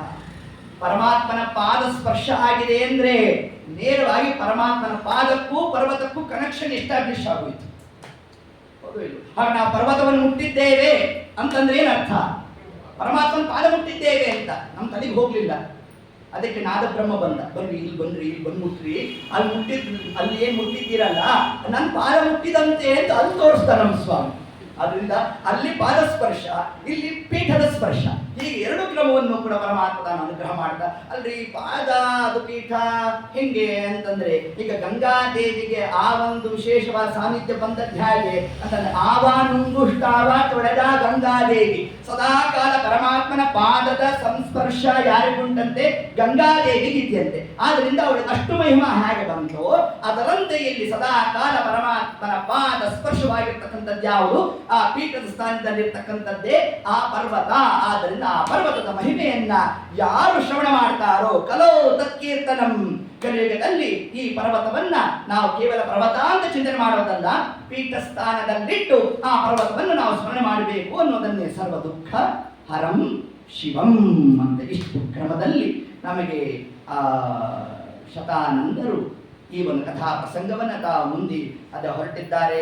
ಇದನ್ನ ಯಕ್ಷುತ್ವ ಯಾರ್ಯಾರು ಕೇಳಿದ್ದಾರೆ ಇದನ್ನ? ನಾವು ನೀವು ಮಾತ್ರನು ಅಂತಂದ್ರೆ, ಸರ್ವಲೋಕೇಶಃ ಬ್ರಹ್ಮದೇವರು ಬ್ರಹ್ಮಪದಂ ಗತಃ. ಬ್ರಹ್ಮದೇವರಿಗೆ ಬ್ರಹ್ಮ ಪದವಿ ಪ್ರಾಪ್ತಿ ಆದದ್ದು ಹುಗ್ಗಟ್ಟೆ ಆಗಿ ಅಲ್ಲ.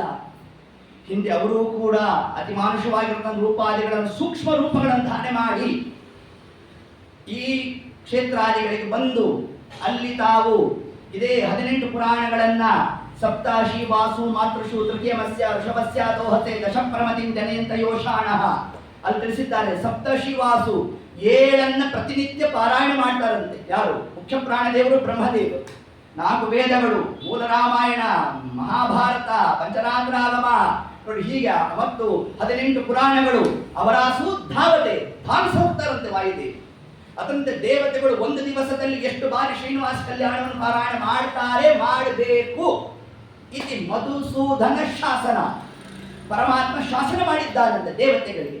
ದಿನದಲ್ಲಿ ಎಷ್ಟು ಬಾರಿ ಶ್ರೀನಿವಾಸ ಕಲ್ಯಾಣವನ್ನು ಪಾರಾಯಣ ಮಾಡಬೇಕು, 2 ಆವರ್ತಿ ಮಾಡ್ತಾರಂತೆ ದೇವತೆಗಳು. ಒಂದು ಬೆಳಗಿನ ಕಾಲದಲ್ಲಿ, ಒಂದು ರಾತ್ರಿ ಕಾಲದಲ್ಲಿ. ಅಯ್ಯೋ ನಮ್ಮ ಕಥೆ ಏನು? ನಮ್ಮ ದೇವರಿಂದ ನಿಮ್ಗೆಲ್ಲ ಅಷ್ಟು ಯೋಗ್ಯತೆ ಇಲ್ಲ, ಚಿಂತೆ ಬೇಡ, ನೀವೊಂದು ಕೆಲಸ ಮಾಡ್ರಿ, ಉತ್ತರಾಯಣ ದಕ್ಷಿಣಾಯನ ಚಂದ ನೋಡಿ ನಮ್ಮ ಶಾಸ್ತ್ರ. ವೈಶಾಖ ಮಾಸ ಉತ್ತರಾಯಣ ದೇವತೆಗಳಿಗೆ ಹಗಲಿನ ಕಾಲ, ದಕ್ಷಿಣಾಯನ ಆಶ್ವಯುಜ ಮಾಸ ದೇವತೆಗಳಿಗೆ ರಾತ್ರಿ ಕಾಲ. ಹಾಗಾದ್ರೆ ನಾವು ಬೆಳಗಿನ ಕಾಲದಲ್ಲಿ ನಾವು ಕೇಳಿದ್ದೇವೆ, ರಾತ್ರಿ ಕಾಲದಲ್ಲೂ ನಾವು ಕೇಳಿದ್ದೇವೆ. ಅದನ್ನ ವೈಶಾಖ ಆಶ್ವಯುಜ ಎರಡೂ ಕೂಡ ಉತ್ತರಾಯಣ ದಕ್ಷಿಣಾಯನ. ಹಗಲು ರಾತ್ರಿ ನಾವು ಶ್ರೀನಿವಾಸ ಕಲ್ಯಾಣವನ್ನ ಕೇಳಿದ್ದೇವೆ ಅಂತ ರವಿನಂದನ ಕೇಳಿದರೆ ಇದೊಂದಾದರೂ ಉತ್ತರ ಕೊಡುವೆ ಅನ್ನೋ ಹಂತಕ್ಕೆ ನಾವು ತಲುಪಬೇಕೆಂದನು. ಈ ಒಂದು ಕ್ರಮವನ್ನು ನಮಗೆ ಹೇಳ್ತಾ ಯಕ್ಷುತ್ವ ಇದನ್ನು ಯಾರು ಶ್ರವಣ ಮಾಡಿದ್ದಾರೆ ಅಂದರೆ ಬ್ರಹ್ಮದೇವರು, ದೇವತೆಗಳು ಕೂಡ ಅವರಿಗೆ ಅಪರೋಕ್ಷಾಗಿ ಬ್ರಹ್ಮದೇವರು ಜಾತಾಪರೋಕ್ಷಗಳು ಬಿಡಿ ಅವರನ್ನು. ಆದರೂ ಕೂಡ ಈ ಗ್ರಂಥಗಳ ಮಹಿಮಾ ವರ್ಣನೆ ಮಾಡಲಿಕ್ಕಾಗಿ ತಾವು ಕೂಡ ಬಂದು ಸಾಧನಾ ವಿಶೇಷವನ್ನು ತೋರ್ತಾ ಈ ಒಂದು ಪದವಿಯನ್ನು ತಾವು ಹೊಂದಿರಬೇಕು ಅನ್ನೋ ಒಂದು ಅಂಶವನ್ನು ಹೇಳಿದ್ರೆ, ಇನ್ನು ಮುಂದೆ ನೀಲಕಂಠ ಇದಂ ಶ್ರುತ್ವ ರುದ್ರದೇವರು ಇದನ್ನು ತಾವು ಶ್ರವಣ ಮಾಡಿದ್ದರಿಂದಾಗಿ ನಿರ್ವಿಷಃ ಏನು ವಿಷಪ್ರಾಶನಾದಿಗಳನ್ನು ನಡೆಸಿದ್ರು ಅದೆಲ್ಲ ನಿರ್ವಿಷ ಆಗಬೇಕಾದರೆ ಆಗ ಇದಂ ಶ್ರುತ್ವ ನಿರ್ವಿಷಃ ಸುಖಮಾಪ್ತವಾನ್ ಅವರಿಗೆ ಸುಖ ಪ್ರಾಪ್ತಿ ಆದದ್ದು ಯಾವುದರಿಂದ ಅಂದರೆ ಇದೇ ಶ್ರೀನಿವಾಸ ಕಲ್ಯಾಣವನ್ನ ವಿಷಪ್ರಾಶನಾದಿಗಳ ನಂತರದಲ್ಲಿ ಮಹರುದ್ರ ದೇವರು ತಾವು ಶ್ರವಣ ಮಾಡಿದ್ದರಿಂದಾಗಿ ವಿಷ ನಿರ್ವಿಷ ಆಯಿತು. ನಾವ್ಯಾವ ವಿಷಪಾನ ಮಾಡಿಲ್ಲ ಬಿಡ್ರಿ ಆಚಾರ್ಯ, ನಮ್ಗೇನು ಬೇಡ. ಸಂಸಾರದಲ್ಲಿ ವಿಷಯಗಳೆಂಬ ವಿಷ ಕೂತಿದ್ಯಂತೆ ನಮಗೆ. ಅಯ್ಯೋ ಯಾಕೆ ಹೇಳ್ತು, ಯಾರನ್ನಾರು ಕೇಳಿ ಏನ್ ಚೆನ್ನಾಗಿದ್ದೀರಾ? ಚೆನ್ನಾಗಿದ್ದೀನಿ. ಈ ಏನ್ ಗೊತ್ತಾ ದುಃಖ. ಚೆನ್ನಾಗಿದ್ದೀರಾ? ಚೆನ್ನಾಗಿದ್ದೀನ್ರಿ. ಯಾರು ಹೇಳ್ತಾರ ನೋಡೋಣ. ಚೆನ್ನಾಗಿದ್ದೀನಿ. ಈ ಏನು ಗೊತ್ತಾ ದುಃಖ. ನನ್ನ ದುಃಖ ನಿಮಗೇನು ಗೊತ್ತು ನೋಡಿ, ಹಿಂಗ ಕ್ರಮ. ಹಾಗಾದ್ರೆ ಯಾವ ದುಃಖ ನಮಗೆ ಅಂದ್ರೆ ವಿಷಯಗಳೆಂಬ ವಿಷದ ದುಃಖ ಇದೆಯಲ್ಲ. ಮತ್ತು ನಮಗೆ ವಿಷಯ ಯಾವುದು? ಇವತ್ತೆಲ್ಲ ಯತಿನಿಂದನೆ. ಇದೇ ದೊಡ್ಡದಾಗೋಗಿದೆ ನಮ್ಮಲ್ಲಿ. ಇದೇ ಒಂದು ದೊಡ್ಡ ವಿಷಯ ನಮಗೆ, ಹೌದು ಇಲ್ಲ? ಉತ್ತಮ ಬ್ರಾಹ್ಮಣರ ವೃತ್ತಿಯನ್ನು ತೆಗೆಸಿ ಬ್ರಹ್ಮತ್ಯಕಾರವೆನಿಸಿ ಒಬ್ಬ ಯತಿನಿಂದನೆಯನ್ನು ನಾವು ಮಾಡಿದ್ದೇವೆ ಅಂತಂದ್ರೆ ಕೋಟಿ ಕೋಟಿ ಜನ್ಮ ನಾವು ಹಿಂದೆ ಹೊರಟೋಗ್ತೇವೆ.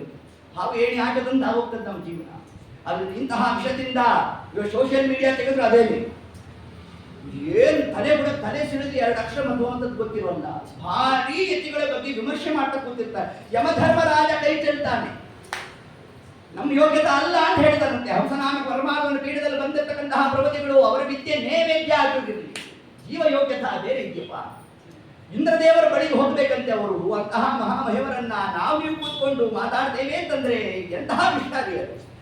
ಅಂತಹ ವಿಷಾದಿಗಳು ನಮ್ಮ ಜೀವನದಲ್ಲಿ ನಿರ್ವಿಷ ಆಗಬೇಕು ಅಂತಂದ್ರೆ ಇದಂ ಶ್ರುತ್ವ ಶ್ರೀನಿವಾಸ ದೇವರನ್ನ ನಾವು ಹಿಡಿಬೇಕು, ಅವನೇ ನಮ್ಮನ್ನ ಅಂತಹ ದುಷ್ಟಶಕ್ತಿಗಳಿಂದ ಪಾರು ಮಾಡಬೇಕು ಅನ್ನೋ ಒಂದು ಅಂಶವನ್ನೇ ನೀಲಕಂಠ ಇದಂ ಶ್ರುತ್ವ ನಿರ್ವಿಷಃ ಸಮಾಪ್ತವಾನ್ ಸುಖ ಪ್ರಾಪ್ತಿಗಾಗಿ ಈ ಶ್ರೀನಿವಾಸ ಕಲ್ಯಾಣವನ್ನು ನಾವು ಶ್ರವಣ ಮಾಡಬೇಕು ಅನ್ನೋ ಒಂದು ಅಂಶವನ್ನು ಹೇಳ್ತಾ ವಜ್ರೀ ನಾಕಪದ. ಆ ವಜ್ರಿ ಅಂದರೆ ಇಂದ್ರದೇವರು, ನಾಕಪದಂ ಸ್ವರ್ಗಾಧಿಪತ್ಯ. ಪ್ರಾಪ್ತವಾದದ್ದು ಯಾವುದರಿಂದ? ಪ್ರಾಪ್ತೋ ಯತ್ಯಥ ಶ್ರವಣ ಆರಾಧನ. ಯಾರು ಇದನ್ನ ಶ್ರವಣ ಮಾಡಿದ್ದಾನೋ ಅಂತಹ ಇಂದ್ರದೇವರಿಗೆ ಇಂದ್ರ ಪದವಿ ಪ್ರಾಪ್ತಿ ಆದದ್ದು ಯಾವುದರಿಂದ? ಇದಂ ಶ್ರುತ್ವ ಈ ಶ್ರೀನಿವಾಸ ಕಲ್ಯಾಣವನ್ನು ಕೇಳಿದ್ದರ ಫಲ. ಅದಕ್ಕಾಗಿ 18 ಪುರಾಣಗಳಲ್ಲಿ 12 ಪುರಾಣ ಓತಪ್ರೋತವಾಗಿ ಶ್ರೀನಿವಾಸ ದೇವರ ಕ್ಷೇತ್ರ ಮಹಿಮಾ, ಶ್ರೀನಿವಾಸನ ವರ್ಣನ, ಒಂದೊಂದು ಆಭರಣಗಳ ವರ್ಣನೆ, ಲಕ್ಷ್ಮೀದೇವಿ ಯಾವ ಯಾವ ರೂಪದಿಂದ ತಾನಾಗಿದ್ದಾಳೆ, ಇಷ್ಟು ಅಂಶವನ್ನು ಕೂಡ ನಮಗೆ ಆ ಶ್ರೀನಿವಾಸ ಕಲ್ಯಾಣ ತಾನು ತಿಳಿಸಿರ್ತಕ್ಕಂಥದ್ದು. ಆದ್ದರಿಂದ ಕಿಮುಕ್ತೇನ ವಿಶೇಷೇಣ ತತ್ಫಲಂ ಕ್ಷಿಪ್ರಮೇಷ್ಯಸಿ.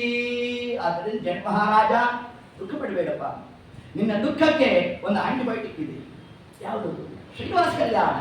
ಆದ್ದರಿಂದ ಅಂತಹ ದುಃಖದ ನಿವಾರಣೆಗಾಗಿ ಈ ಶ್ರೀನಿವಾಸ ಕಲ್ಯಾಣವನ್ನು ಅವಶ್ಯವಾಗಿ ನಾವು ಶ್ರವಣ ಮಾಡಬೇಕು ಅಂತ ಅಲ್ಲಿ ಶತಾನಂದರು ತಾವು ತಿಳಿಸಿಕೊಂಡ ಕಾಲಿ ಜನಕ ಮಹಾರಾಜ, ಸ್ವಾಮಿ ಹಾಗಾದರೆ ನನಗೆ ಆ ವೃಷಭಾಚಲದ ಮಹಿಮಾ ವರ್ಣನೆ ಮಾಡಿ ಅಂತ ತಾವು ಪ್ರಾರ್ಥನೆ ಮಾಡಿದ್ದಾರಂತೆ.